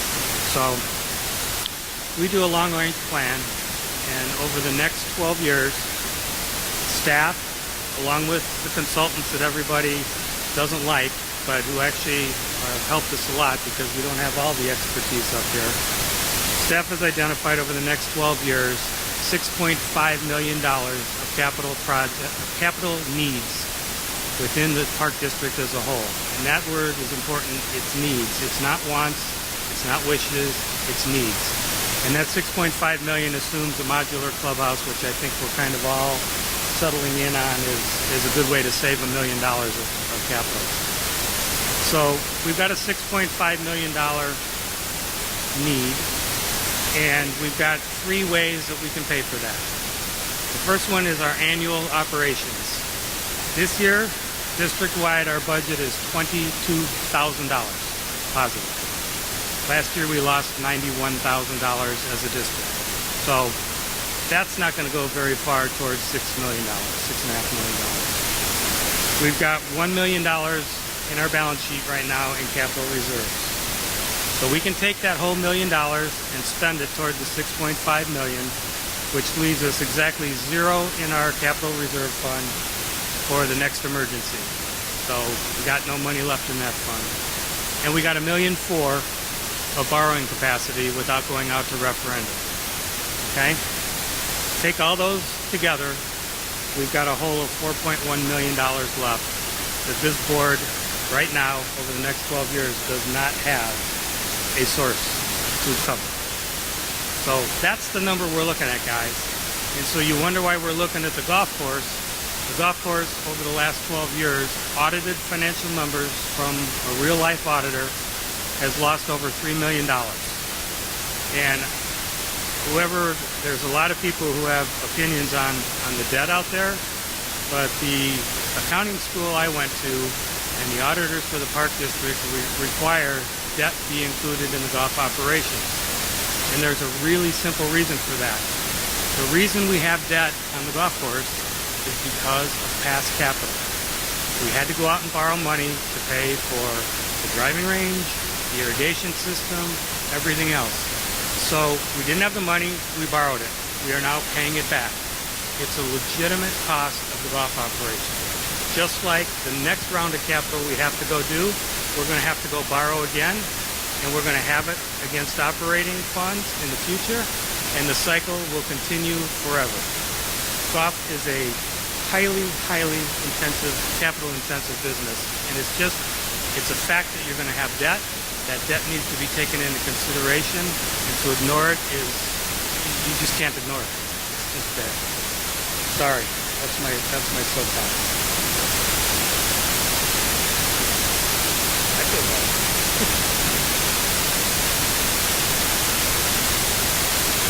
And right now, by the way, we have $7.7 million of debt as a district right now for a community of the size we are. Just to tag along to that, but not really from the member standpoint, it's something I feel that this goes right to my core.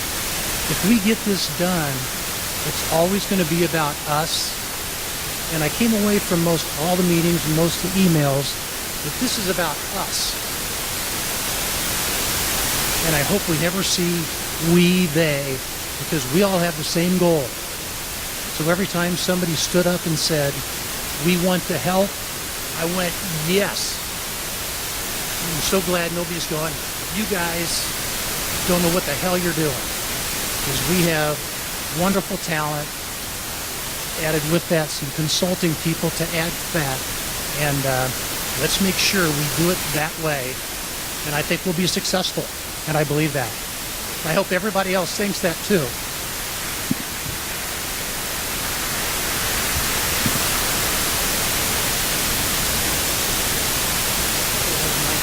My little thing I want to make sure I got to say. That was just something I wanted to have a chance to say. So that's great. I don't know if it was a soapbox or... I mean, you guys don't know much about us. We've been listening to you. I'm a golfer. I've been a golfer since I was 7. I've been in the golf business for 30 years. I love golf. I play at this golf course. So I'm not, you know, kind of just lightly saying, well, let's just close the golf course. We've been working on this as a board for 10 years. And we've had the same issue for 10 years. And I thank this board for finally being the board that won't kick the can down the road anymore. We're putting it on the table, and we're going to talk about it, and we're going to try to figure it out. So thank you for stepping up. As you can hear, I mean, really the big nemesis here is that 7.7 million debt. And you know, after 08, I mean, that was something that every household did. We all ratcheted down, and we tried to get our debt under control, and that's the thing we're wrestling with here. It's not about golf. It's really the debt that the Park District carries, and we don't want to have this Park District put into jeopardy. And so it's the community as a whole that we're really trying to represent here, and it includes golf, but there's also it's a district-wide challenge that we have. But does anybody else have anything else to offer on at least the whole? I got involved with the board just to make Lake Bluff a little better. I'm not, like I said, a golf expert. I've been on the board for about 10 years. And I want to strengthen the spirit of our community, and I love to hear that many of you do too. But I also feel like we have to mention one more thing, so you're not surprised when you hear this. A lot of you have talked about could we ever have a referendum? And in the back of my head, I'm like, boy, I don't think they know about something else brewing in Lake Bluff, and it's our lake. Our water levels have continued to rise. We have erosion issues, and the Park District is responsible for the lake and our beach. And we're going to have to get into the beach. And I've heard a lot of people saying the gem of our community is the golf course. It is. It's one of the gems. Our true gem is our beach. And if you ask 10 people on the street, did you move here for the golf course or the beach? My guess is the majority of people would say the beach. I never looked at the golf course. I'm a golf wannabe. I've always wanted to play golf. I actually bought some clubs on Marketplace last year. I have never used them. I'd like to be a golfer, but I also want you to know we have to put some money into our beach. We need to put up some groins, and it's going to be well over $1 million. So in the back of your head, just let's keep our priorities straight. We have a lot of needs in our community, and I want you to know the beach is going to come up, and it's going to be a really important one.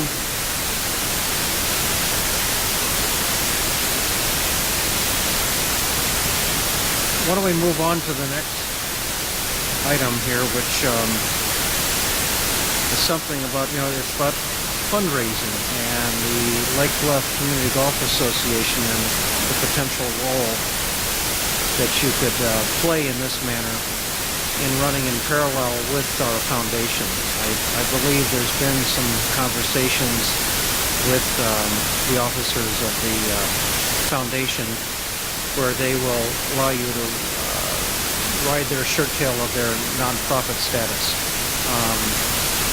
And that's something I hope in the not too distant future we can talk more about that as far as capabilities of fundraising. I don't know if anyone else has much to add to that, except we need to establish a dialogue with the foundation, and let's see what we can do to run parallel on that one too. Now, one item that came up in the first and second meetings was the idea of leasing. So the golf course remains.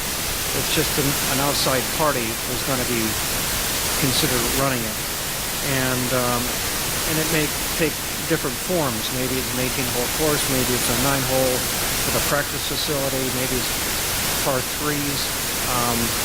But that was an idea that came up in the first two meetings that I think is something that this board would like to talk about, as how we could maybe approach that subject here.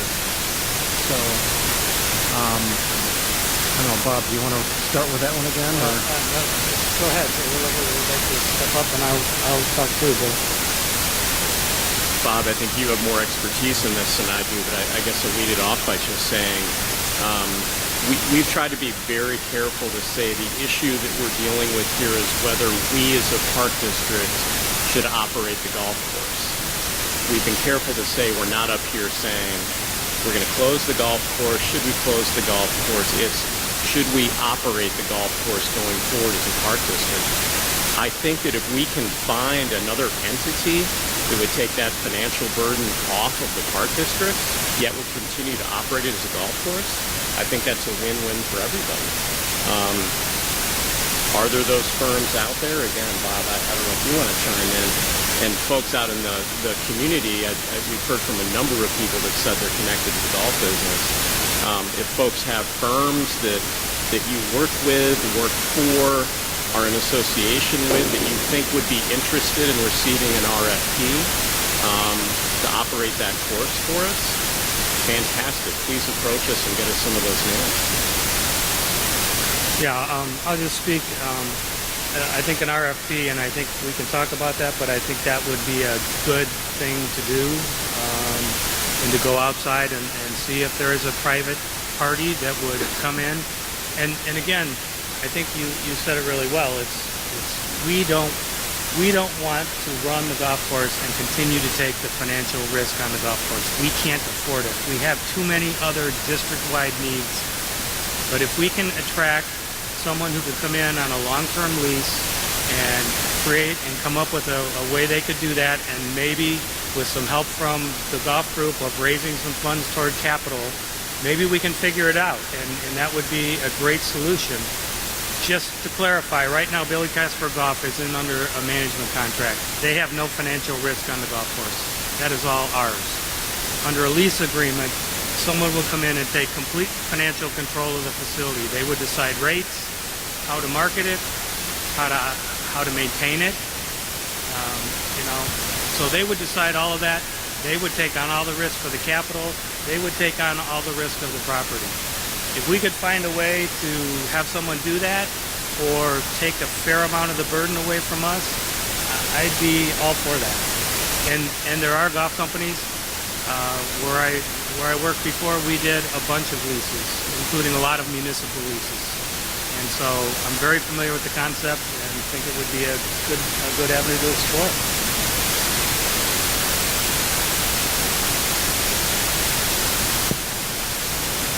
The big question then, Bob, too, is in this market, how many people might we be successfully comparing? That'll be the big $60,000 question upon... Well, it's actually a good question, Brock, because there's a number of national golf companies who could come in and take the operation as is, do whatever they want to do with the clubhouse, it'd be their decision, and operate. There's also, hearing the creativity of the group here, and I was actually very encouraged by some of the thoughts of pool practice facilities or 3-hole facilities or places where people learn golf. There's other groups that could come in and put together a private investment group and say, you know what we need? We need a really great practice facility and 3 holes. Wouldn't that be awesome? They'll fund it, they'll build it, and they'll run it. And they'll take the financial risk. That would be fabulous too. What we can't do as a park district, already facing a $4.1 million capital hole, we don't have any money to invest and hope something works. We just don't. We don't have the ability to to come up with this creative, great vision and say, let's spend $2.5 million and execute the vision and then pray that we get a financial return on it. First of all, we don't even have the $2.5 million. So even if we did, we'd still be open on the operating side. So I am definitely open to it, and I think we would potentially attract more than just national golf companies. I think there might be private groups in the community or in surrounding communities who might come in and say, I got a really cool concept, here's my pitch, here's how many dollars I put in, and here's what I want to do with it. And I think we should be open to that.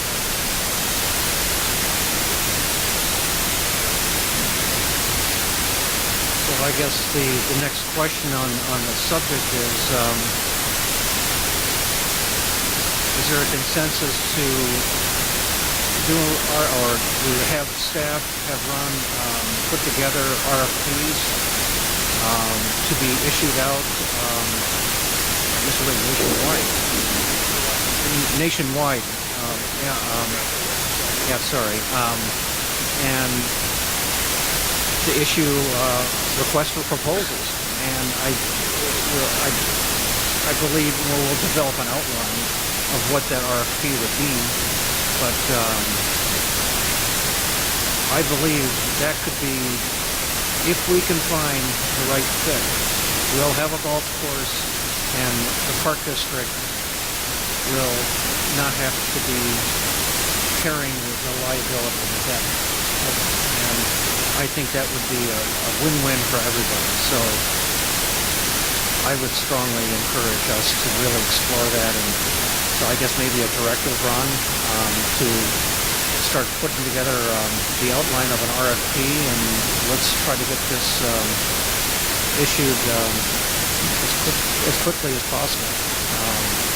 And obviously, with Bob kind of looking over your shoulder, if you don't mind, and let's try to get this out and try to get some feedback. See if there are companies out there or private equity groups that would want to do something here.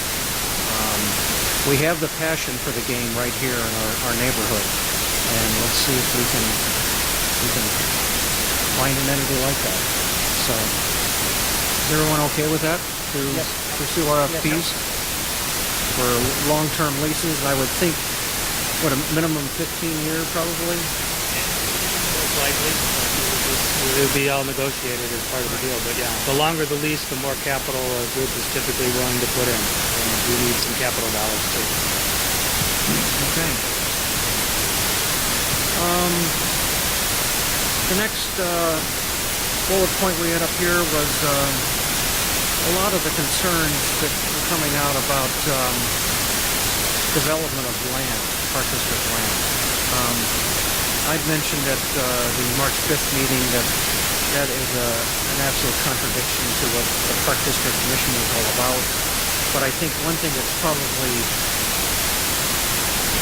festering the whole subject is in Lake Bluff, all land, Park District land, school land, all has an underlying residential zoning.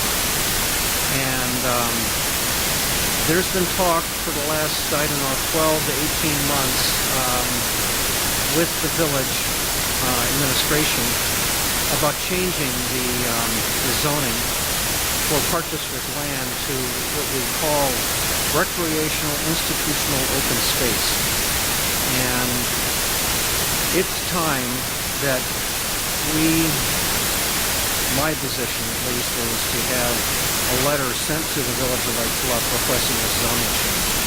And once and for all Park District land will have a new zoning to it, which has no residential language associated with it at all. That is something that I believe is we've got something left over from years past with the village, and we've got to get this cleaned up. So I'm sure everybody's in agreement with this initiative.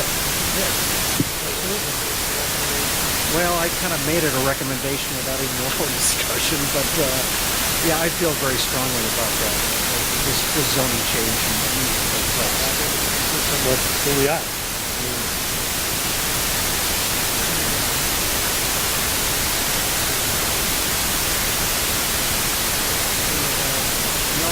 residential language associated with it at all. Right now, because it is underlying residential, anything the Park District does requires a special use permit. And then that's subject to village review.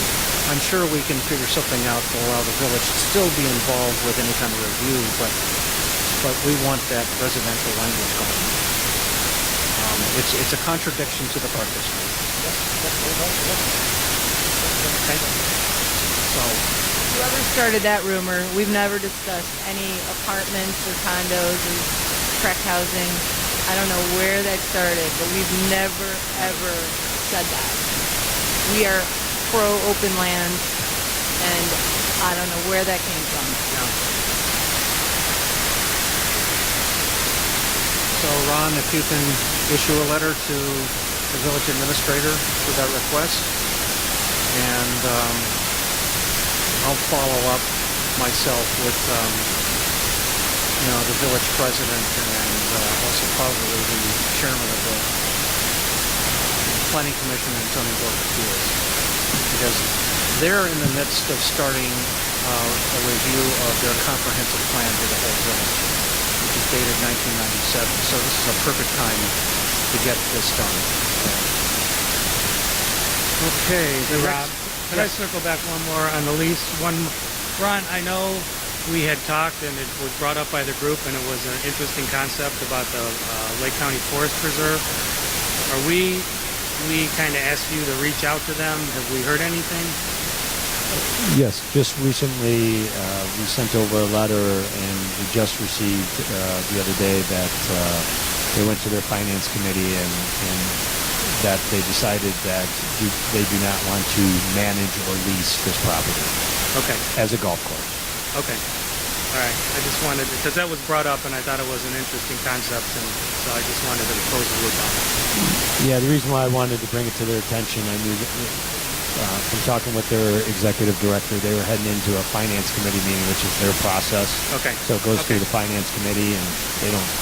So it was important to get in front of them, knowing that we were heading into this meeting. Thank you.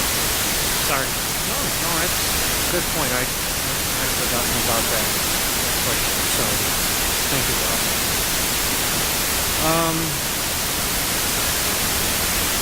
As far as the question that was asked, or what we learned from the previous meetings, what questions about what would happen to the land without a golf club? What does no golf mean? And I can assure you, for the next couple months, we're going to really explore wholeheartedly other scenarios to make this golf work. And but one should always have a backup plan too. And it was mentioned again a couple times tonight, not knowing what would be if there was no golf. So that's why you see this line out in here about an open space concept vision of what it might be if that's what happens. We don't know yet, but we're obligated to the whole community, and so I think it's an important discussion we should have here. If we should at least develop some sort of vision of what, other than golf, what it might be. And I think this underlying zoning, getting rid of that, is a big step forward. But how do you feel about developing some sort of conceptual vision? Other than golf. What does conceptual mean? I don't. That's your language. It's big picture, high altitude. We're not going to get into the weeds. It's going to be really conceptually what should we be looking at developing some kind of a vision of what might be if it were not golf.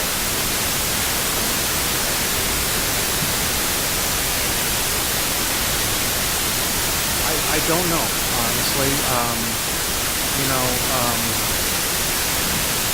There are some very good people we've worked with in the past. Cliff Miller, who really helped us with the whole Sunrise Beach bluff and the whole cleaning up and stabilization of that whole bluff. And, I think he's a potential great resource. We've worked with him already, and he understands who we are as a district. But it's really open for discussion. I think I would answer yes. Do you think that if we were going to start talking about what's next, that the community should be very involved? So, however, to answer your question, Rob, I would really rather see us focus our time and energy on figuring golf out and getting it to a point where it works than spending a whole lot of time and energy on a backup plan for what might be on that piece of property. But that's, I don't know. I agree that our focus needs to be this year 100% on figuring the golf out. If there's a way that this could be done with just somebody thinking about what it might be, I don't really understand conceptual plans and all that well enough, but I don't think getting a task force and getting into the weeds on this right now is the right thing to do because we got too many other priorities on the golf. But I know there's a lot of questions in the community of what it could be, and is it good enough to say it's going to be a recreational space for the use of everyone in the community and there will not be any residential buildings out there? If we say that, is that okay? And can we move on from that, or? Okay, well, we need to get a little... I agree that the next couple of months is really critical, for the whole golf process, and I don't want to have 1 minute of discussion about what that might be until we have to have that discussion. Let's exhaust the RFP process, and hopefully that will create an opportunity. So, okay, I just maybe I was jumping the gun, but I was hearing a lot of people kind of questioning of what would it be, and none of us really know yet, but I guess maybe the vision is just what you said, and that's changing the zoning, and it'll be open space, passive or active, combination thereof, but it'll always be community space, no matter what. So if it's golf or if it's, bike trails and walking trails. So we'll leave that one alone for the moment then. I guess the next one is, the scenario of a referendum. And how do people feel about that item? Tonight. So that was one of my observations, is we did not hear that consistently. We've heard it sprinkled across the last 2 evenings, but tonight we've certainly been hearing a lot of support for that. Which is similar to what the board was thinking. We'd like to explore other options before we get to a referendum, and I think that's where we've always stood as a board is, let's think outside the box. Especially with this new association, I'm very pleased to hear that a group of you would like to work on solving this problem. There are many different ways that we can go about that. I think looking at, a way to also work with the board would be great. So this association is a good testament to what value it is to the community. And I think we'd like to work with this association to find a way to figure out how we work together. And I think that's even before we consider anything related to a referendum. I agree. I read this. I'm putting my faith in all of you. Please be successful. I hope you can raise the funds and help us out, and we can all work as a team.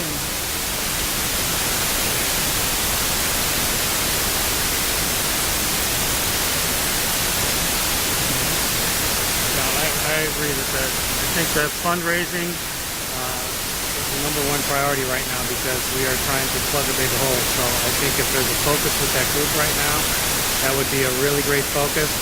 I think if we pursue the RFP and find out if someone else will do this, I think that at that point then we would circle back with, in my opinion, we'd circle back with the group at that point and say, okay, now we've got to reopen how we're going to think about this going forward. So my thought is get that group focused on the fundraising part right now and helping out with some of the marketing stuff, which is another issue, and then we'll go from there. I don't know what anyone else feels about that. I know where you're at.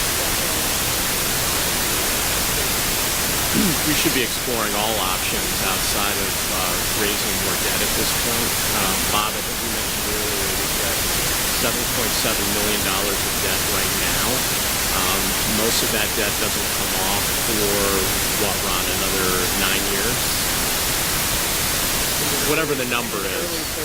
Early 30s. We're stuck with that for a while.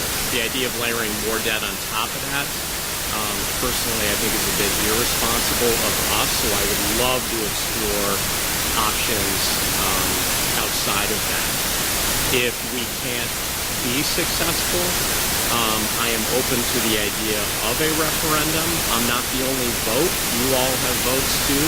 So if the community decides that they are willing to raise taxes to pay for more debt to save the golf course, that certainly should be explored if we get to the point where we haven't raised enough money, can't find someone to operate the course, can't come up with another viable solution. So I don't want to close the door on that. But that to me is option C or D, not option A. I agree, and I'd add to that, in the recent survey, the tri-survey with the community and the park district and the school district, the number one issue on that survey by far was property tax. And so to have that discussion 4 weeks after the survey results came out, I'm not too excited to have that discussion. So I'm with you. Let's explore every option we have, and then if we get to that point, we're going to have to explore that. Pardon? Right.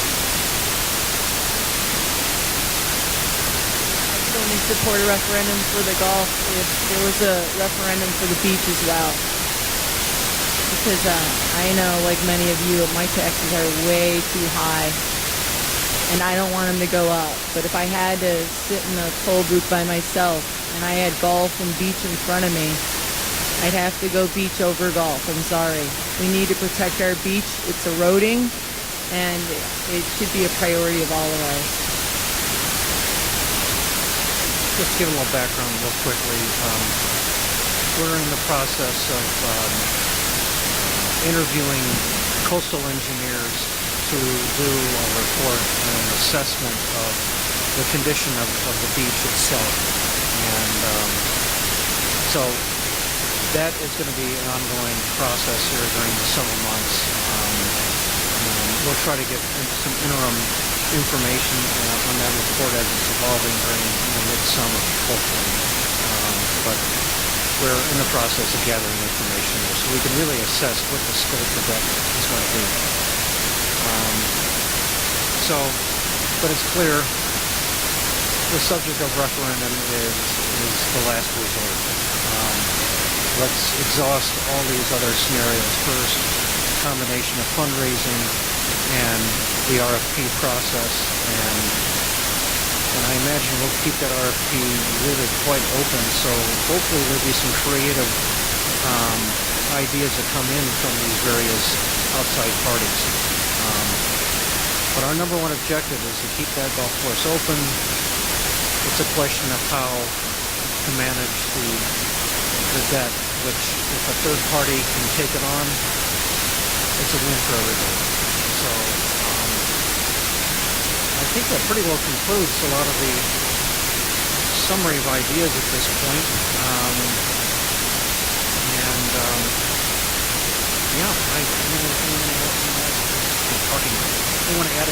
Yeah, I would like to.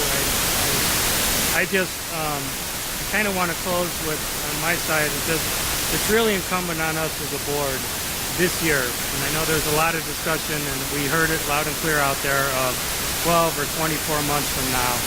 But guys, we've been doing this for years. We've been pushing and pushing. It's time. It's time to put together a plan and execute that plan this year, make a decision this year.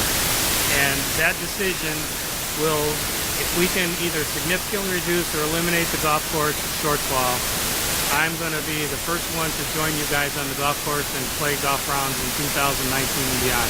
I would love that. But if we can't come up with a plan that significantly reduces or eliminates that shortfall, we are facing a $4.1 million hole, and we're going to have to do something. And so I hope this board has the fortitude to push through this thing and get this stuff done this year, make a decision, and cast a vote, and just get it done. And if we can't reduce the debt and the shortfall, I know where my vote will be. You guys probably do too. And I've also been told I probably won't get many votes next year in the election, and I fully understand that. But I think it'd be a very small price to pay for making the right decision for the district as a whole. And I think we have to remember that. This is a whole district. There's 1,100 assets and programs in this district. 1,100. Golf is 2 of them. The golf course and the driving range and a few lesson programs and some other things. So this is a big district and we have a lot of issues. And so I'm done. I'll turn my microphone off.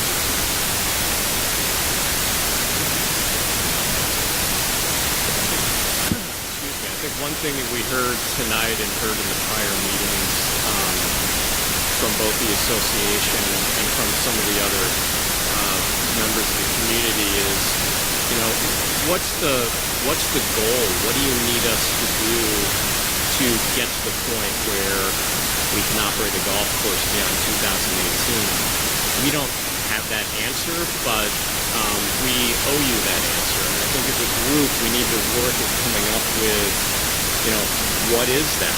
Do we need you guys to raise $100,000? And we need you to raise that every year? Is it a larger kind of endowment figure that we need you to raise? And from that, we can earn some interest, and then we use that to support operations. We need to figure out what it is so that we can give you some guidance, we can set some expectations, and then when we get to the end of the year and we're trying to make a decision on what to do, we've got a measurable that we can point to and say, okay, we tried to hit this target, we get there, it didn't get there. So we have some work to do on that, and we'll get back to everybody on it. I don't know how long we need for that, but certainly give us the next month. Time is of the essence, there's no doubt. So, you know, hopefully we can solidify something by our April meeting, which I believe is April 16th. I think is the next board meeting, and then do we have a committee as a whole in April or not? It's scheduled, but it's up to the board whether they want to hold that committee, the whole meeting. It's the day after Easter. That may be a travel issue.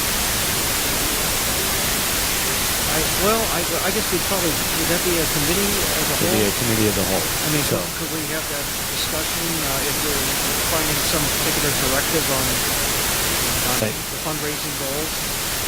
Absolutely. I don't know. As staff, we can work on that goal for the next week.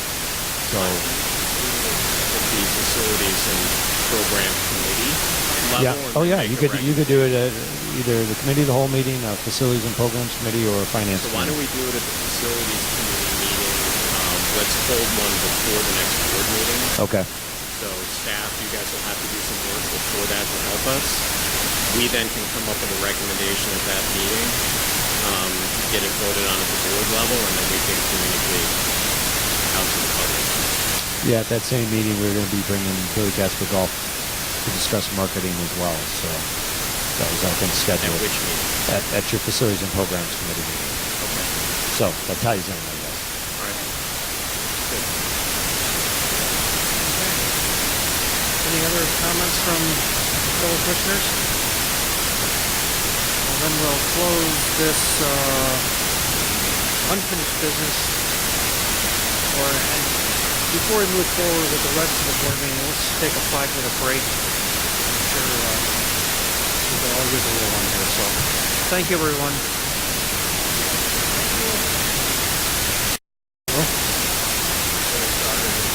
Back on? Yeah, I guess let's move forward. Regular board meeting, February 26th, special board meeting, Wait a minute, before he makes the motion, can you guys hear me? Okay. There's and this is again, it's the confusion of the numbers, and I want to make sure we get this stuff right. On page 43 of the minutes for the 26th, do you have that up?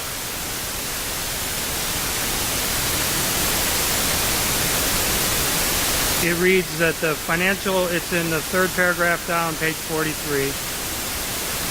Marcia, you got it?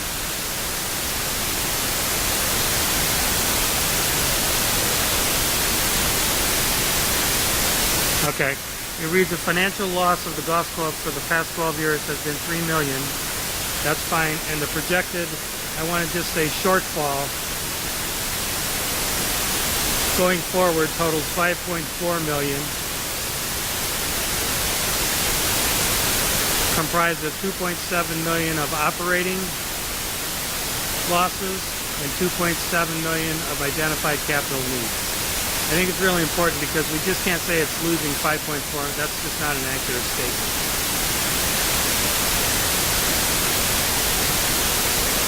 Got it?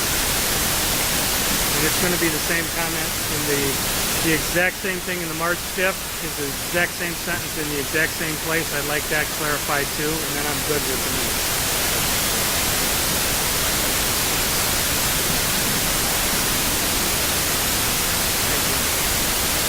Call, please.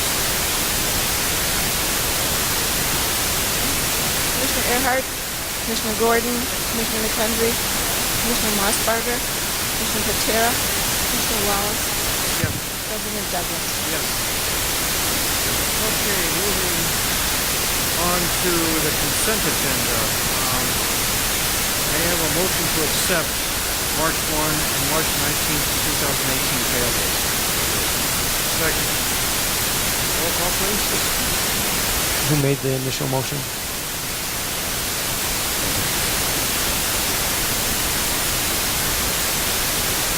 Who seconded it? Bob? Did Bob second that? Okay. Commissioner Earhart, Commissioner Gordon, Commissioner McHenry, Commissioner Mossbarger, Commissioner Patera, Commissioner Wallace. Yes. President Douglas. Yes.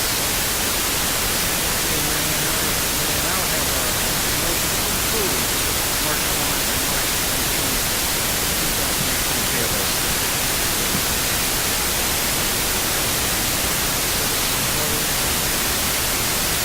Roll call, please. Commissioner Earhart, Commissioner Gordon, Commissioner McHenry, Commissioner Mossbarger, Commissioner Patera, Commissioner Wallace. President Douglas. Yes. Okay, moving on to new business, action items.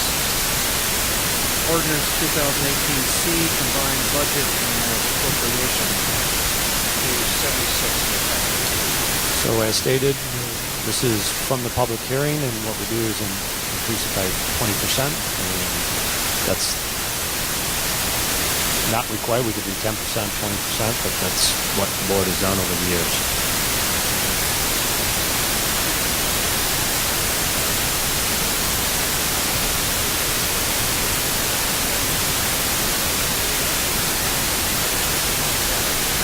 Motion to move to accept ordinance 2018C, the 2018 combined budget and appropriation ordinance, disclosing all necessary expenditures and liabilities of all the district's funds for the calendar year beginning January 1, 2018, ending December 31st, 2018.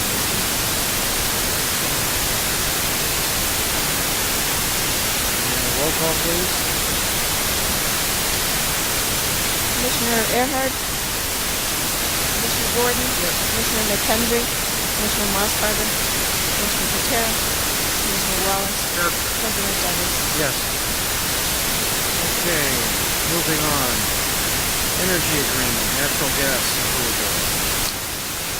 So yes, in front of you, you have a memorandum about our natural gas. This is something that came to the board more for electric a few years ago.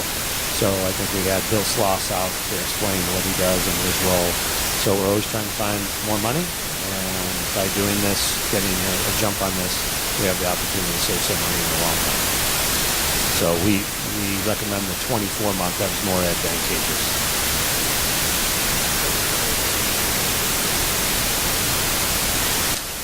We're only able to go a total of 3 years out, so we could actually do 36 months if we wanted to.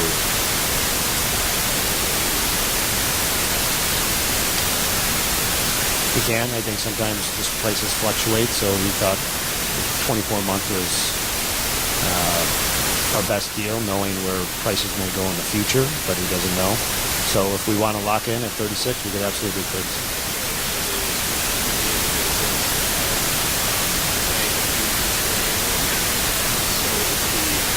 Rate being offered right now is a historically good rate, and it sounds like it is. Why wouldn't you just lock it up for We're open-minded to doing that, so we can just change the recommendation. So 36 then we could do? we could, absolutely.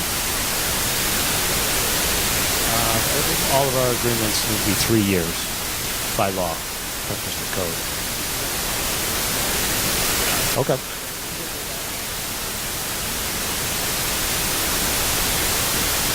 So when someone makes a motion that instead of the 24-month, it would be important to say the 36 months.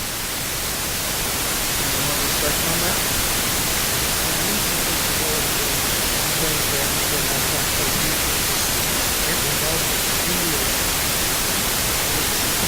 Exactly what you got listed, what we got,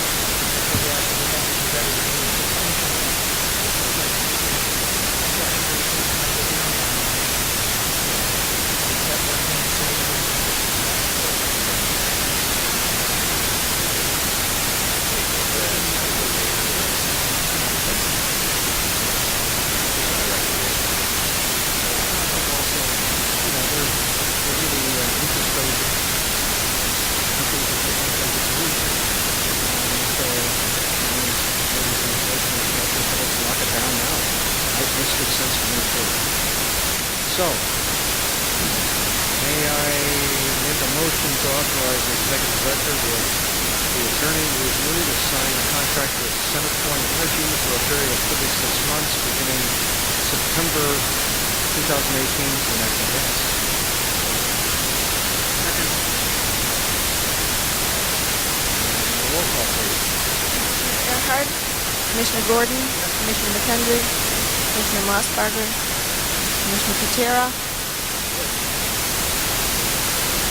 Commissioner Wells, Commissioner Wells, President Douglas. Yes. Okay, last item on our new business is Health and Fitness Center.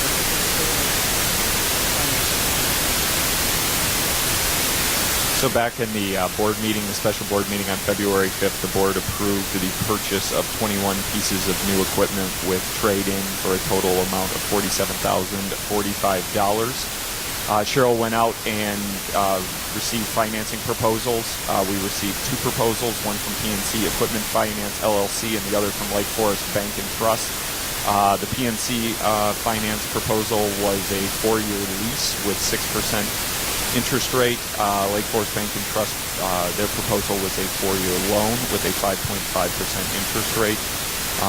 We evaluated this against what we were looking for in terms of a budget, and so the Lake Forest Bank and Trust over the term of the loan will be the cheaper option for the Park District, as well as the fact that it comes in at almost $40 or less a month than what we had anticipated, so it's right in line with budget.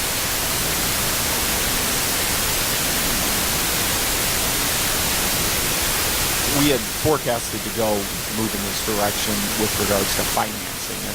I think this is a cash flow question. I think that's been our standard practice, is to lease, and it would just come out of our reserves as the board wanted to pay for it in full. So it's just kind of been our standard practice to lease over the years.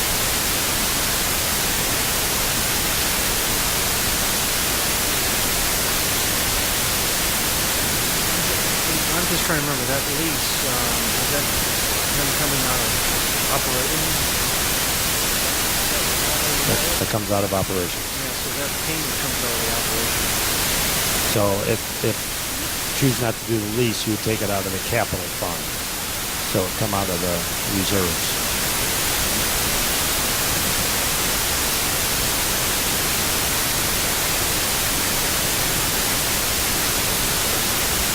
I mean, this is something we've been doing in the past, and as Ed said, it comes right in under budget, actually.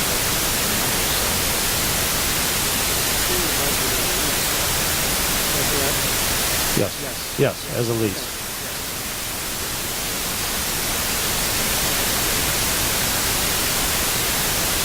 And it's also part of the strategy plan as well. The board approved.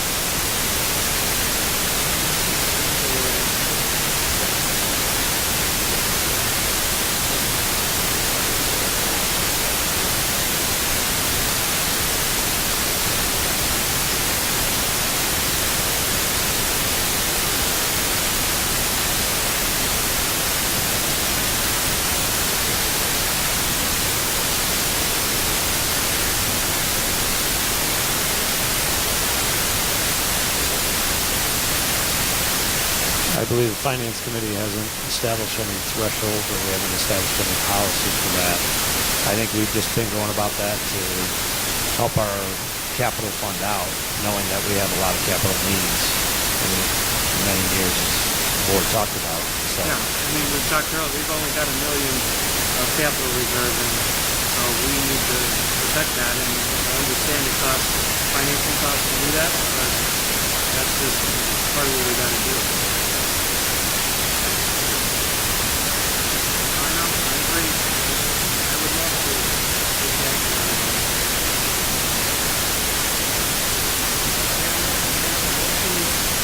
To authorize the director and/or board president to enter into a 4-year bank loan with West West Bank and Trust for the principal amount of $47,045 at a 5.5 interest to finance the purchase of the health insurance equipment.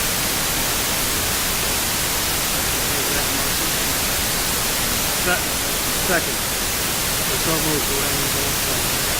Second. Bob, so moved. You second. Chris. Earhart, Commissioner Gordon, Commissioner McHenry, Commissioner Mossbarger, Commissioner Patera,